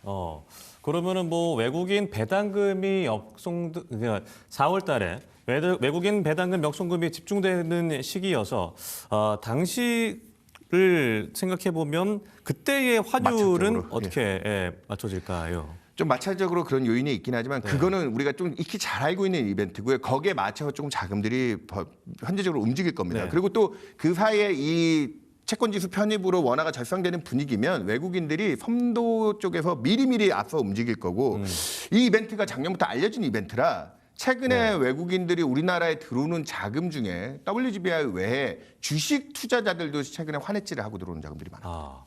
그럼 배당 송금에 따르는 좀 일부 유출에 대한 부담이 있긴 할 수 있겠지만 네. 과거만큼 혼란스럽지 않고 지금은 긍정적인 재료들이 조금 더 왜냐하면 부정적인 재료들을 지금 선반영을 너무 많이 해놨기 때문에 환율 쪽에 그런 부분도 조금 신경을 쓰자 얘기 드리겠습니다. 그렇다면 뭐 최근에 이번에 1월 FOMC에서 미 연준이 금리를 어떻게 내릴까? 그러니까 지금까지는 뭐 동결의 무게가 실리고 있는데 한미 금리 차도 꽤나 오랫동안 지속이 되고 있잖아요. 네. 그러니까 환율에 영향을 미치는 요소라고 또 얘기가 나오고 있는데 이 부분은 어떻게 봐야 될까요? 그러니까 이게 작년에 1,350원을 갈 때 여러분들 기억해 보시면 그때 네. 미국이 또 작년 하반기에 9월, 10월, 12월 금리 인하를 해주면서 그 금리 인하에 대한 선제적 기대, 올해 미국의 기준금리가 선도 금리, 미래에 이렇게 갈 거다 기대로 3.25까지 다 반영했을 때 그때 원달러 환율이 1,350원까지 갔었습니다. 근데 그 뒤에 올라간 건 금리 차에서의 프리미엄은 좀 많이 반영돼서 그럼 미국 금리 인하를 그러면 그렇게 다 반영됐으면 지금 또 금리 낮춘다고 영향가가 적을 거냐. 네. 한국은행에서도 보고서가 나왔지만 최근에 미국채 3년짜리 단기 채권이죠. 우리나라 3년짜리 금리 차이가 과거에 뭐 200bp까지도 가까이 벌어졌던 게 지금 최근에 얼마냐. 미국이 우리보다 그렇게 높았거든요. 네. 0.3, 0.4%. 40bp밖에 차이가 안 납니다. 그러니까 이거는 금리 차에 대한 안정성도 계속 줄고 있고요. 그리고 미국이 그런 쪽에서 올해 하반기 금리 인하를 재개할 때 우리는 우리의 그 수급 펀더멘탈에 대한 안정성만 찾는다고 하면 미국보다 우리가 금리가 낮아서 이 역전 현상이 오래됐기 때문에 자금의 유출이 된다. 과거의 그 역전 상황이라든지 그런 연관성들 분해를 다 해보고 최근에 한국의 리포트를 봐도 미국이 낮춰주면 심리적으로 개선되는. 우린 지금 환율의 심리 요인이 저는 반이 넘는다고 보고 있거든요. 제가 아까 그래서 굳이 강남 부동산하고 비교한 겁니다. 네. 그 믿음의 영역인 거죠. 그렇기 때문에 여러분들은 여전히 많이 믿고 계신데 달러에 대한 안전성. 근데 미국 국민들은 지금 달러 가치에 대해서 굉장히 걱정들을 많이 하거든요. 지금. 그런 부분들을 그래서 또 반대급부로 금리 좋은 것도 있고요. 그런 거 생각해 보시면 저는 미국이 금리 인하 당분간 안 하니까 이것도 환율의 약세의 요인이겠지. 우리는 지금 금리 인상까지 가능하다는 걸 채권 시장에 프라이싱하면서 금리 차에 대한 안전성을 그렇게 움직이고 있습니다. 여러분 그게 제대로 작동하기 시작하면 역시나 금리 차는 환율의 안정 요인으로 이제 인식하고 접근해야 된다. 그렇게 말씀드리겠습니다. 예. 이번 금통위에서 이 환율 얘기가 많이 나와서 환통이다라는 얘기까지 나오고 있는데 이창용 총재가 그런 어려움을 좀 토로하기도 했잖아요. 그러니까 환율 문제 때문에 이 금리를 어떻게 뭐 내리지도 올리지도 못하는 어떤 덫에 걸려 있다라는 평가들도 있는데 이 부분은 어떻게 생각하세요? 그러니까 이게 심리를 건드니까요. 이게 지금 금리 차가 아주 결정 변수는 아닌데 네. 작년에 어려운 경기였건 특히나 내수가 나쁘기 때문에 우리도 작년 5월 달까지 금리 인하를 했는데 작년 8월 달, 10월 달 뭐 이렇게 좀 금리 인하를 할 수 있지 않은가 경기가 어려우니까 네. 그때는 부동산이 브레이크였는데 그 뒤에 이제 1,300원대, 1,380원 정도 라인을 뚫고 올라가기 시작한 환율이 연말까지 속절없이 1,400원 후반대까지 와버리니까 이제 환율의 모든 게 포커스가 맞춰지면서 정책들이 멈춰 있습니다. 그리고 지금 이 환율이 올라가다 보면 혹자들은 수입 물가에 대한 부담 때문에 이거 금리 인상까지 해야 되는 거 아니냐 얘기를 하시지만 네. 한국의 올해 우리나라 성장률이 뭐 또 성장에 비교하시는 분도 있거든요. 미국도 올해 2% 성장한다고 하지만 오늘 우리나라 GDP가 조금 낮게 나오긴 했는데 작년 3분기가 워낙 좋아서 반작용으로 낮게 나왔는데 올해 우리나라 성장률에 대한 전망치는 대부분 올랐죠. 2% 이상, 2.2%까지도 얘기됩니다.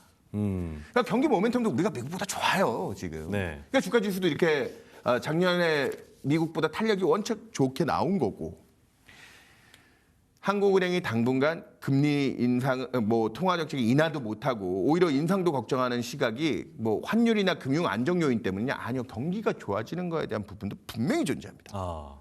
그런 부분을 놓고 생각한다고 하면 저는 환율이 1,550원 정도 올라가서 그 수입 물가가 올해 뭐 2% 중반이면 그 정도 올라가면 물가가 좀 위쪽으로 압박을 많이 받더라고요. 네. 그래서 한국은행이 안정으로 봐야 되는 2% 내외 물가를 벗어난 2% 중반 이상 올라가면 혹시나 그 물가 안정을 위해서 금리 인상도 검토해야 되는 건 아닌가 생각할 수도 있겠는데 그 수준을 저는 아까도 계속 얘기했지만 거기로 가지 않고 아래쪽으로 보잖아요. 통화 정책은 당분간 중립일 수밖에 없습니다. 대신 우리는 작년부터 추경이다 올해 정부 예산을 팬데믹 때 수준에 준할 정도로 지금 확장적 재정. 그리고 요즘에 여러분들이 뉴스에서 제일 많이 듣는 단어가 뭐죠? 제가 딜사이트 방송에 출연할 때마다 빼놓지 않고 얘기했던 단어가 하나 있습니다. 생산적 금융 국민성장 펀드.